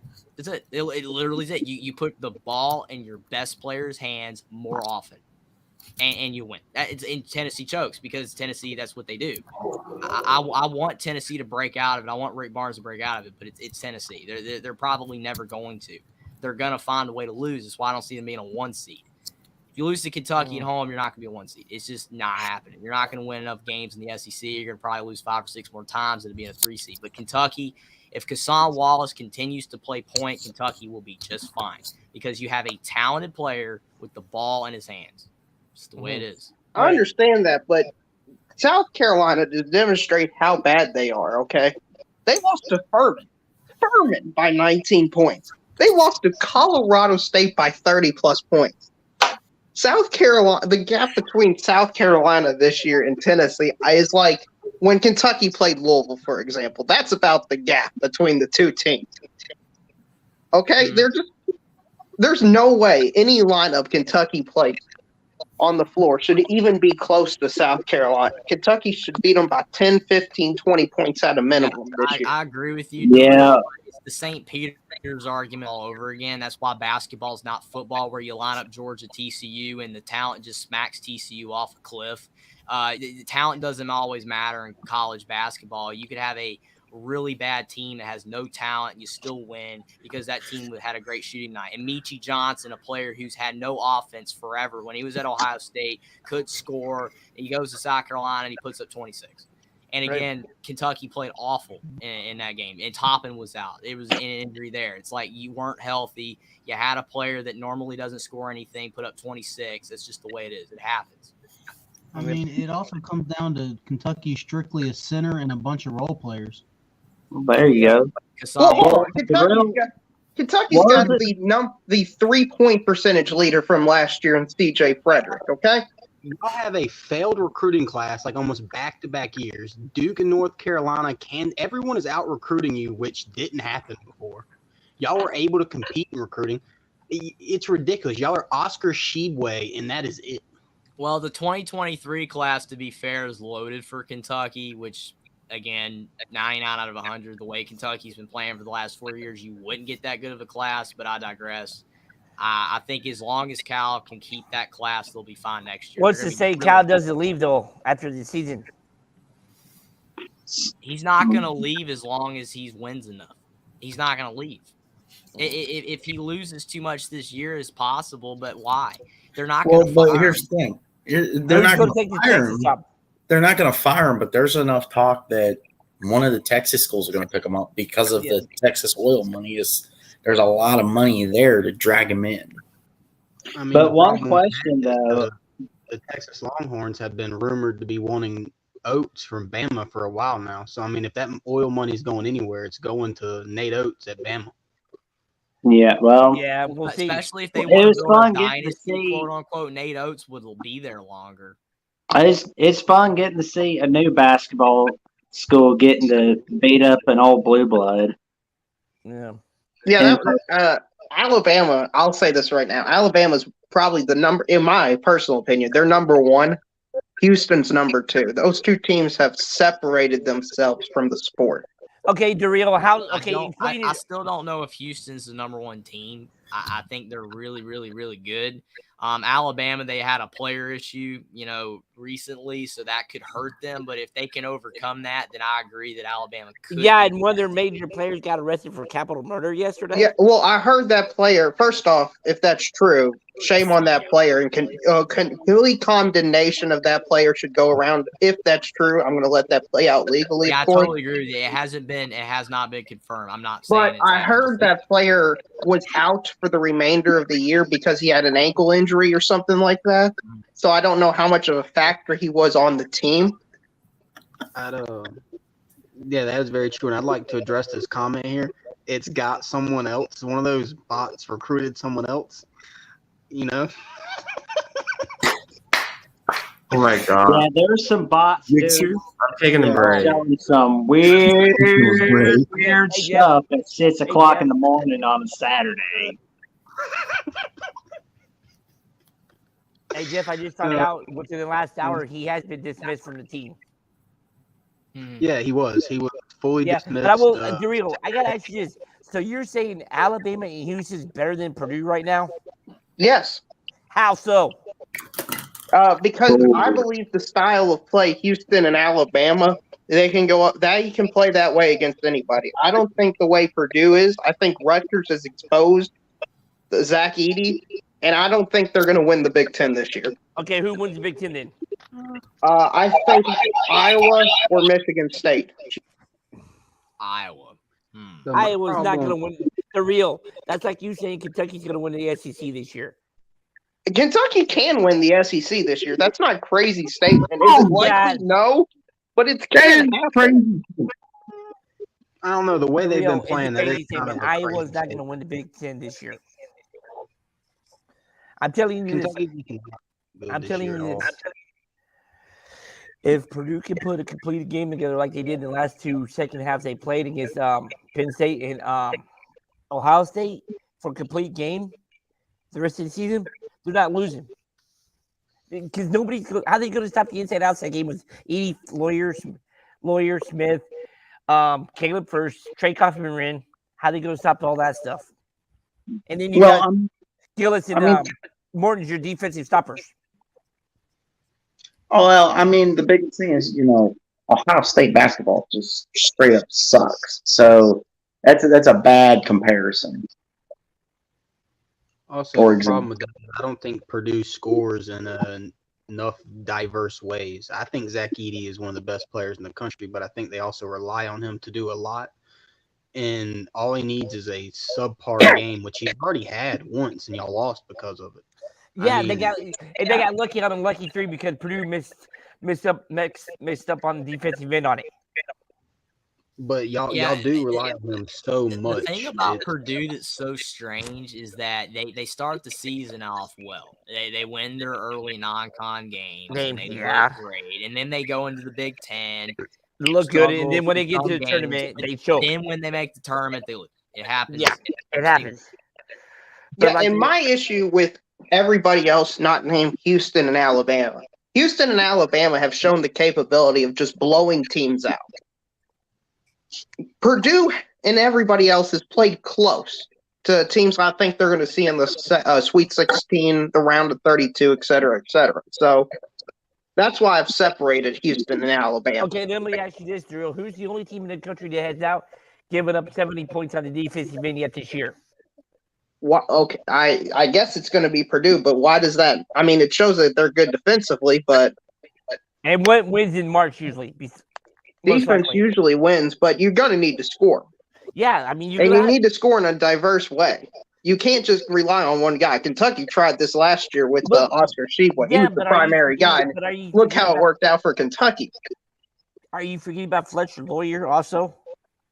Kentucky had one primary guy, but it had others, okay? So whatever. Yeah. So I think we're in pretty similar situations, Kentucky last year to Purdue this year. And all I'm saying is if you only have one way and that way is exposed, then bad things can happen to your team. Okay. As Jackson Johnson can attest to with Kentucky versus Alabama. My goodness. Yeah. Essentially with Purdue has been a team that for 2 decades with Matt Painter has been, especially last decade, you got a center and then you've got shooters. I mean, when Purdue is on, like back of the era of Ryan Klein, as you mentioned, and Dakota Mathias, players like that, they knock threes down. Even Sasha Stefanovic a couple of years ago and last year. I mean, they got a player who can shoot the ball, but when they go cold, they lose. So that is just what it is. If they go cold, they lose. Yeah, and stuff like that. But still, right, Michael. What's worth more in basketball? Purdue will probably never win a title unless this happens. They could. I'm not saying they won't, but maybe more than likely will never win a title because you're talking about Alabama, you're talking about Kentucky, you're talking about these teams that have super talented players. They've got high star recruits. I'm not saying that's the be all and end all. Jay Wright won 2 titles about it. Purdue has players that are really, really solid basketball players, but And I they're agree. not. They can't out athlete anybody. Mm-hmm. It's unfortunate. If Purdue had the athletes, if they had Jaden Ivey, and he was not even a 5-star recruit, if they had Jaden Ivies everywhere, Purdue can win it all. No, they I don't. think that would be a detriment. That's just me. Look how many times Jaden Ivey shot you out of games last year for Purdue. I'm not saying Jaden Ivey himself. I'm saying athleticism. Oh, yeah. A player like Jaden Ivey that can take the ball to the hoop. Can Fletcher Loyer and Braid Smith do that against teams that are more athletic? They can do that against Iowa. They can do that against Rutgers. But can they do that when they play in Alabama? Probably not. Well, It's just not going to happen. You're more than likely not going to win unless against a team like Alabama, unless you shoot the lights out. mm-hmm. You can't out athlete them. Purdue is solid. I mean, I like Purdue. Again, that's another thing about me being not an actual Indiana fan, like an Indiana person that I hate Purdue. I like Purdue. Matt Painter is a fantastic coach, but he just does not have the athletes, and he probably never will because Purdue just doesn't get the players. You know what I think is going to happen, and I said this before the season started. I wouldn't be surprised if Kansas repeats this year. Mm-hmm. How's that? I really got a strong feeling that they repeat this year. So what would you guys think if there is a Kansas-Houston national title matchup? Because, like, you know, Houston's going to be in the Big 12 next year, but then, like, the national title is Kansas-Houston all of a sudden. I think that'd be a great game. Yeah. I mean, but I would have to go with Bill Self though. But hey, I got another team that you guys gotta watch out for, and that's Clemson. They're playing some good basketball right now themselves, are they not? Yeah, they look good. Clemson's really good, but I mean, if we're talking about national title, then no. No. But Clemson is really good. Yes. Mm-hmm. So I hate our basketball TJ Hall, coach. Hunter Tyson are great. So I've wanted my basketball coach fired for years. I despise Brad Burnell. The dude can't coach and he can't recruit. And magically this year, people are saying he's doing a good job at coaching when all he's done is he stacked talent that's been together for a while and they're playing for each other. And I honestly think we could go far this year if we don't collapse in the back half like Clemson normally does. I mean, we can play inside and out, which most years we can't do. Yeah, the ACC's pretty down so far this year. Yeah, that's the point I was going to bring up. The ACC is awful. Yeah, but one question, Edward: if an event where Brad Burnell is fired, so to speak, who would be your coaching candidates for Clemson?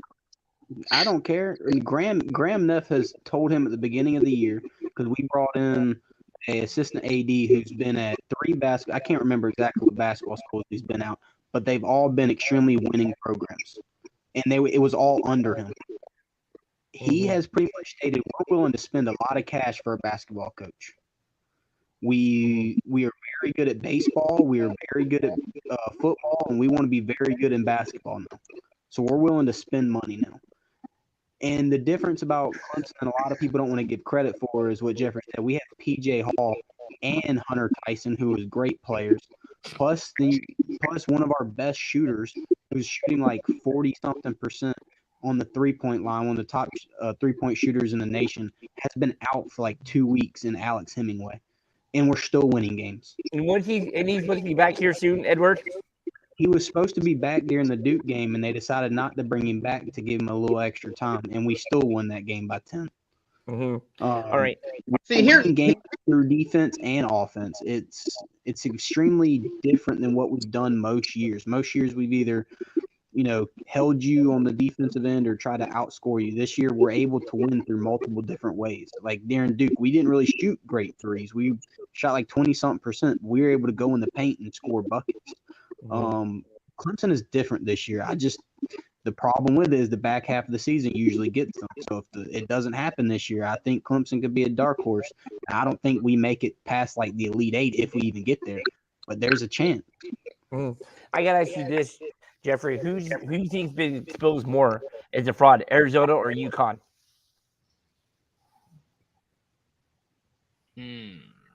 That's a good question. We've kind of touched on both these teams earlier when we went through the games that they're going to be playing this week. UConn, I mean, the way they were dominating early on in the season, I mean, they were beating everybody, and they were winning by a lot. And that's why a lot of people thought that they should have been number one instead of Purdue when they were number one and number two. I really don't know, but I'm probably going to have to lean UConn right now because of the fact that was awful what just happened to them. Again, with St. John's at home, losing by 15 like that. They're playing really bad. I think UConn can turn it around, but I would say at this very moment, UConn more than Arizona. All right, I'm going to give you three teams right now. See who you think's most dangerous. Arizona State, UCLA, or Xavier? Arizona UCLA. State, UCLA, or Xavier? Yeah. UCLA, pretty good. UCLA or Xavier is tight. I would probably maybe say UCLA because they're more talented than Xavier, but Xavier is playing great right now. But I would probably say UCLA by a sliver. Arizona State's playing some good basketball too. Yeah, what they did to Michigan at the beginning of the season, they won by like 30 something, was pretty impressive. Yep. Yeah, On the neutral only problem site. with that win now is Michigan looks very fraudulent. Yeah, I know Michigan lost to Central Michigan, but Well, just throughout the year, they haven't looked good. I'm just talking about that one win. They've had struggles winning games all the way throughout the year. They haven't been the normal Michigan teams that I have been used to. So I don't know with that. I mean, I don't know how good Arizona State is. I honestly think Arizona might be a dark horse out of those teams. I'd put Arizona in it because even with Arizona losing, they still have a talented roster, and their coach isn't awful. So, I mean, there's a real chance they could be the ones. And out of Xavier and UCLA, I would take Xavier just because I like Sean Miller a little more than UCLA's coach. Now, to Jeffrey's point, UCLA does have better talent. But Xavier, they look like a tough team. They're winning games tough, and they're also winning games by big margins. I mean, they look like a solid team. Well, I mean, yeah, like to your point, I mean, it literally comes down to solid play versus talent. I mean, Xavier, you look at every position. The starting five for Xavier is fantastic. I mean, Zach Freemantle, Jack Nungy are just great bigs, very solid players, do a lot. The UTEP transfer, Sully Boom, has been a fantastic addition for Sean Miller. He saw him when he was at Arizona when they played UTEP, and he's done fantastic for him. Colby Jones is just an all-around really good forward. I mean, and Adam Kunkel, he can shoot threes. The problem with Xavier is they're not deep. Jerome Hunter, the Indiana transfer, he's a decent bench guy. He actually had a good game today against Marquette. But outside of that, they don't have a bench at all. You just feel like toward the end of the season, they might run out of gas, the starters. But Carolina didn't have a bench either, and they made the championship game, so you never know. So, hey, and I know this is basketball, but apparently CJ Stroud liked an IG post about him staying in college, and he enrolled in spring classes. So exactly to someone pointed earlier, you enroll in those classes long before. Some of those classes you have to. So that's one thing. The other thing is, I mean, yeah, that'd be cool if he comes back. But like I said in the chat earlier, he had by the end of the day, I think it's like 7 p.m. or 6 p.m. Monday, he has to announce. So if he does not declare the NFL draft, then he stays. He can't declare after, I think it's like 6 p.m. on Monday. The 16th is the last day, and I know there's a time date on it when you can. So, I mean, he either declares sometime tomorrow or he's staying. So, Can I ask you one question, Buck? It's funny with with CJ Stroud.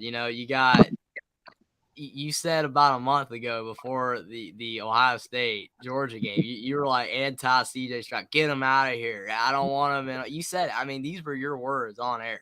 I mean, I could literally pull up if I knew what live stream it was and where I play it right now.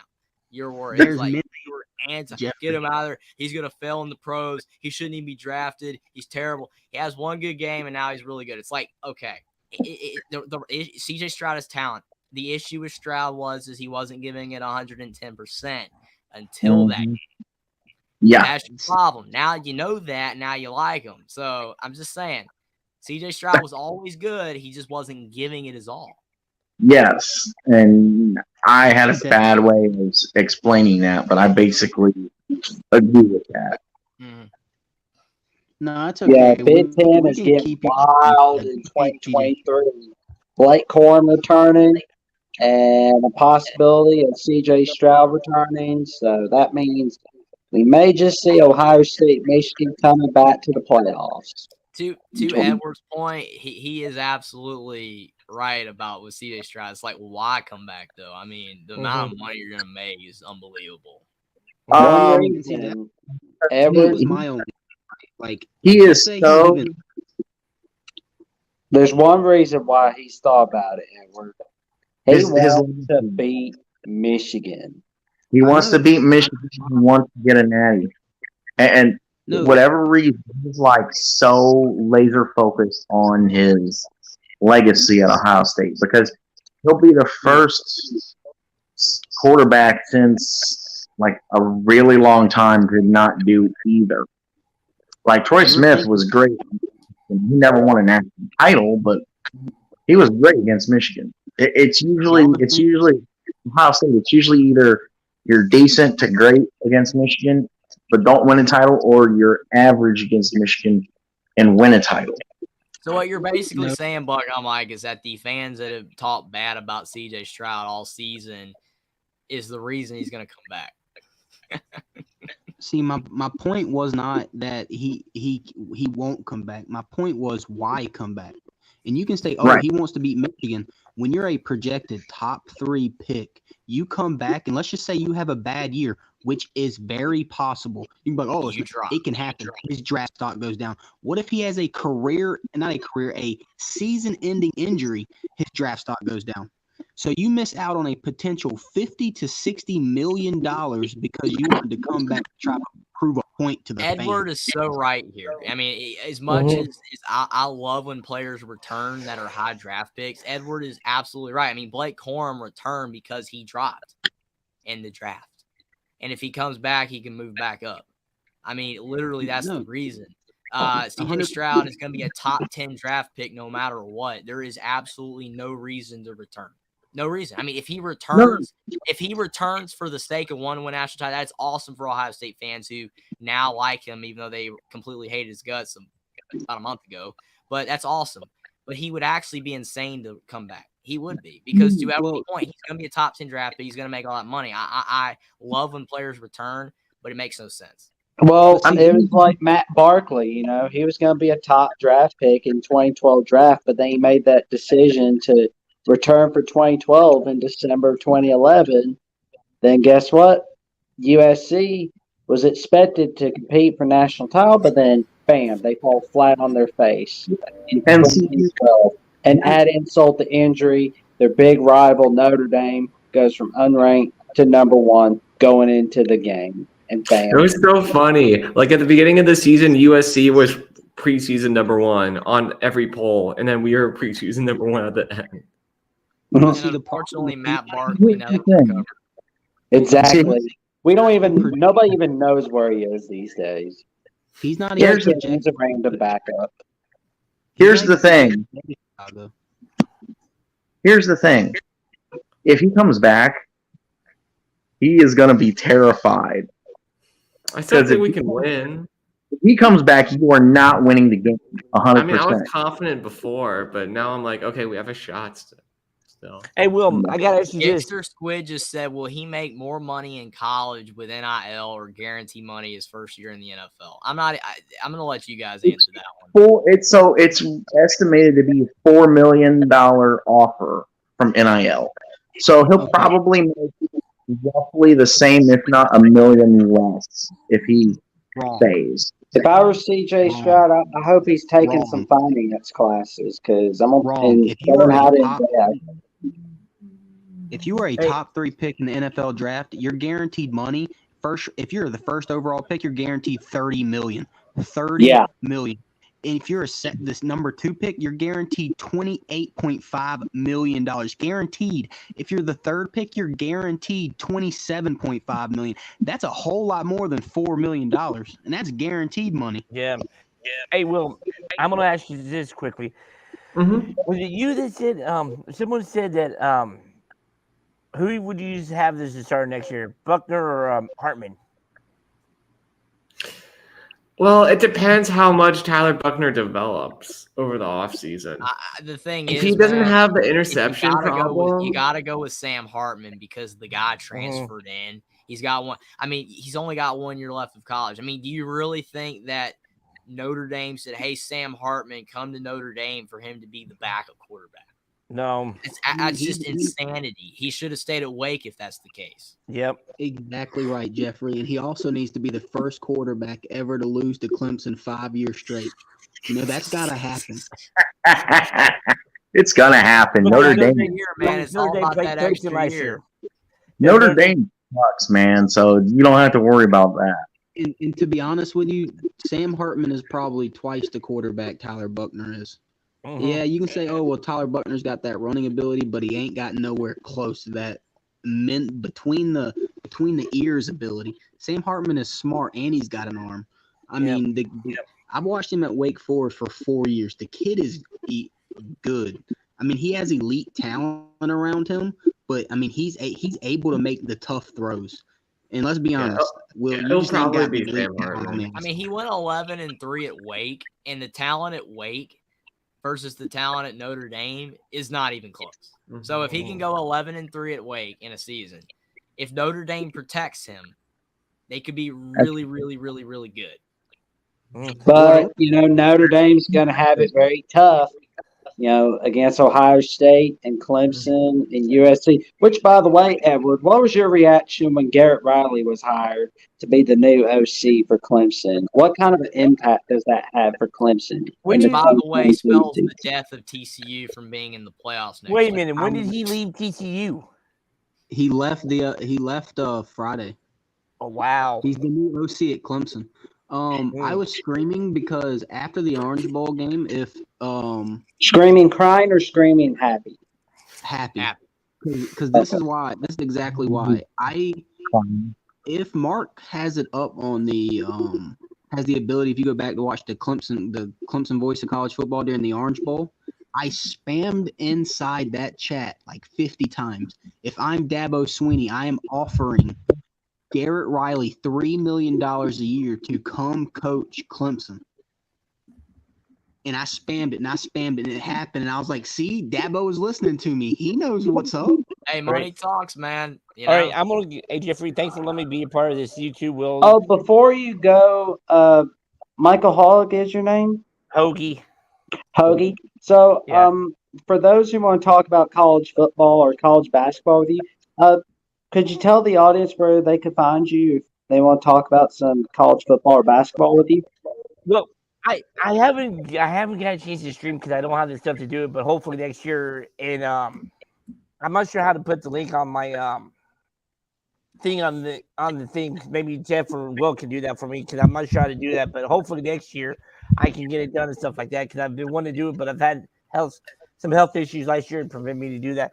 But as soon as I figure it out, I'll let you know. But I guys, when's your guys' next stream? We're gonna stream on Tuesday. All right. What time? Should be 11 p.m. Sometimes a little later. Yeah, that's if Will can stay up that late. Well, he's also a slacker. He likes to put the show on hold. Yep, not bad. I was trying to get all the slides done, man. I was tired today. Yeah, he was. All right, I'm gonna get out of here, guys. Thanks so much for letting me be part of the stream, man. I appreciate it. Thank you, man. You got to follow from us, man. All right, I appreciate it, guys. Take care. Boiler up. Stay safe, stay warm. Yep.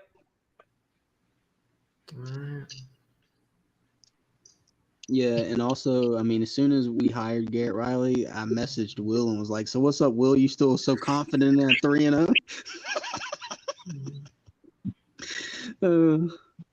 But my only thing about Wake to Notre Dame is the talent on the outside. I think the talent gap's closed, but I mean, it's not at. I mean, obviously, we aren't quite. Our receivers aren't as good at with Wake, but Chancey Stuckey's made them a heck of a lot better than they were with Dell Alexander. So I mean, yeah, he's a Clemson guy. He's always going to make your team better.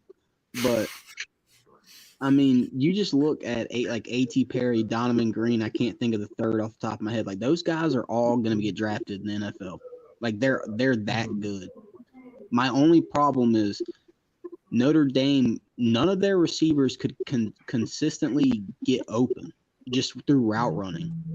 And you can out athlete, as people want to say, that's fine and dandy. But at this high of a level that Notre Dame plays at, there's very few people you're going to be able to just out athlete. You're going to have to get open through route running. Well, that was the issue with Clemson in 2021 because Clemson's receivers couldn't escape from the DBs. Man, I mean they were like glued to the DBs. It's because they're Clemson. If you were 6'4", 6'3", 210 pounds, you were getting recruited by Clemson. Not going after the slot receiver. And then, this year we went after Antonio Williams and got him, and you saw how electric he was. And then we turned around and went after Tyler Brown out of Greenville, and that kid was the third fastest kid in the nation at an average speed of 22.6 miles per hour coming out the slot. I mean, the kid is electric fast. Can I ask you a question, Edward? How good is EJ Williams? You want an honest answer? The kid could be great, but he has a couple problems. One, he never would commit. After his first year, when he had to play due to injury, he was like full into it.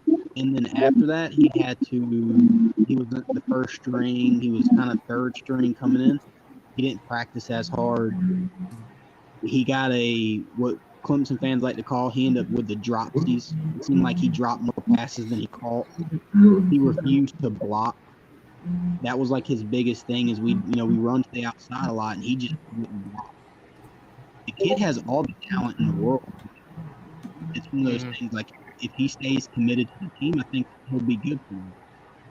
But it's like if y'all make him the third string wide receiver and he barely touches the field, when he does touch the field, it's not going to look good.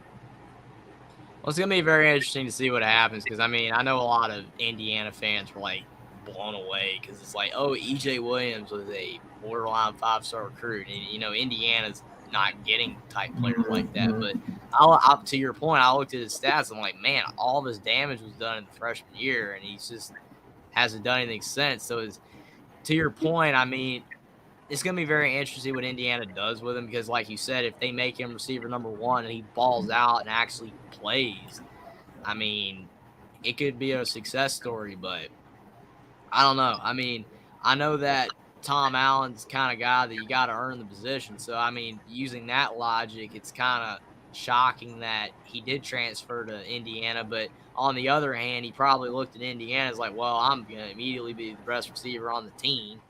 So, I mean, I don't know. You can look at it either way.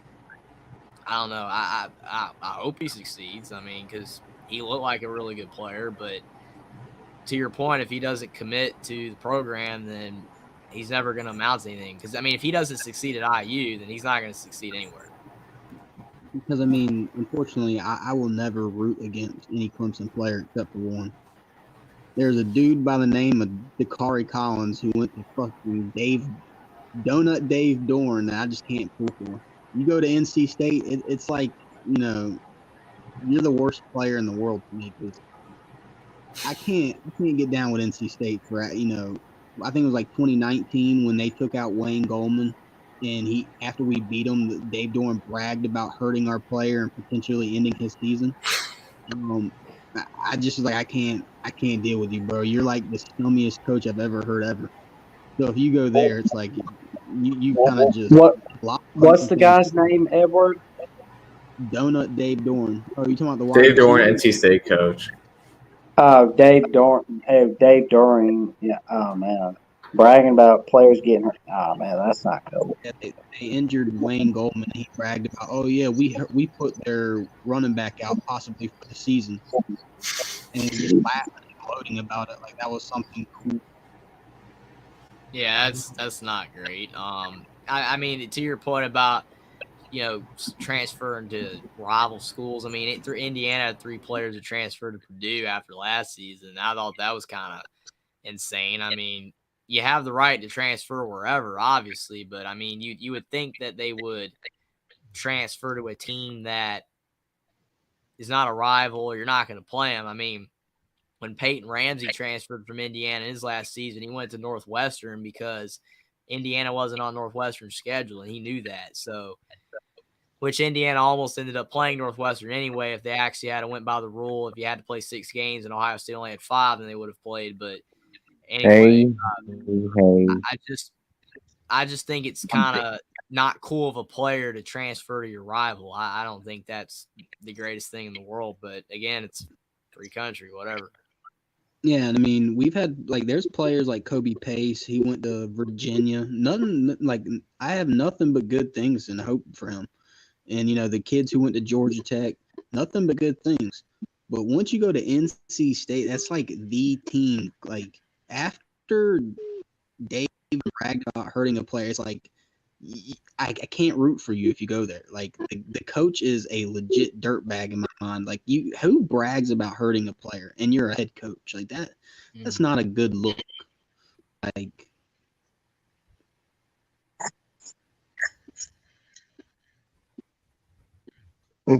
Well, the conversation is no longer about basketball, so I think that's a good spot to call it for tonight. Thank you, everyone, for watching, even though most of you that were here are no longer here. And we hope to catch you next time, depending on when we see you. Thanks for being here, everybody. Have a wonderful, and we will see you then.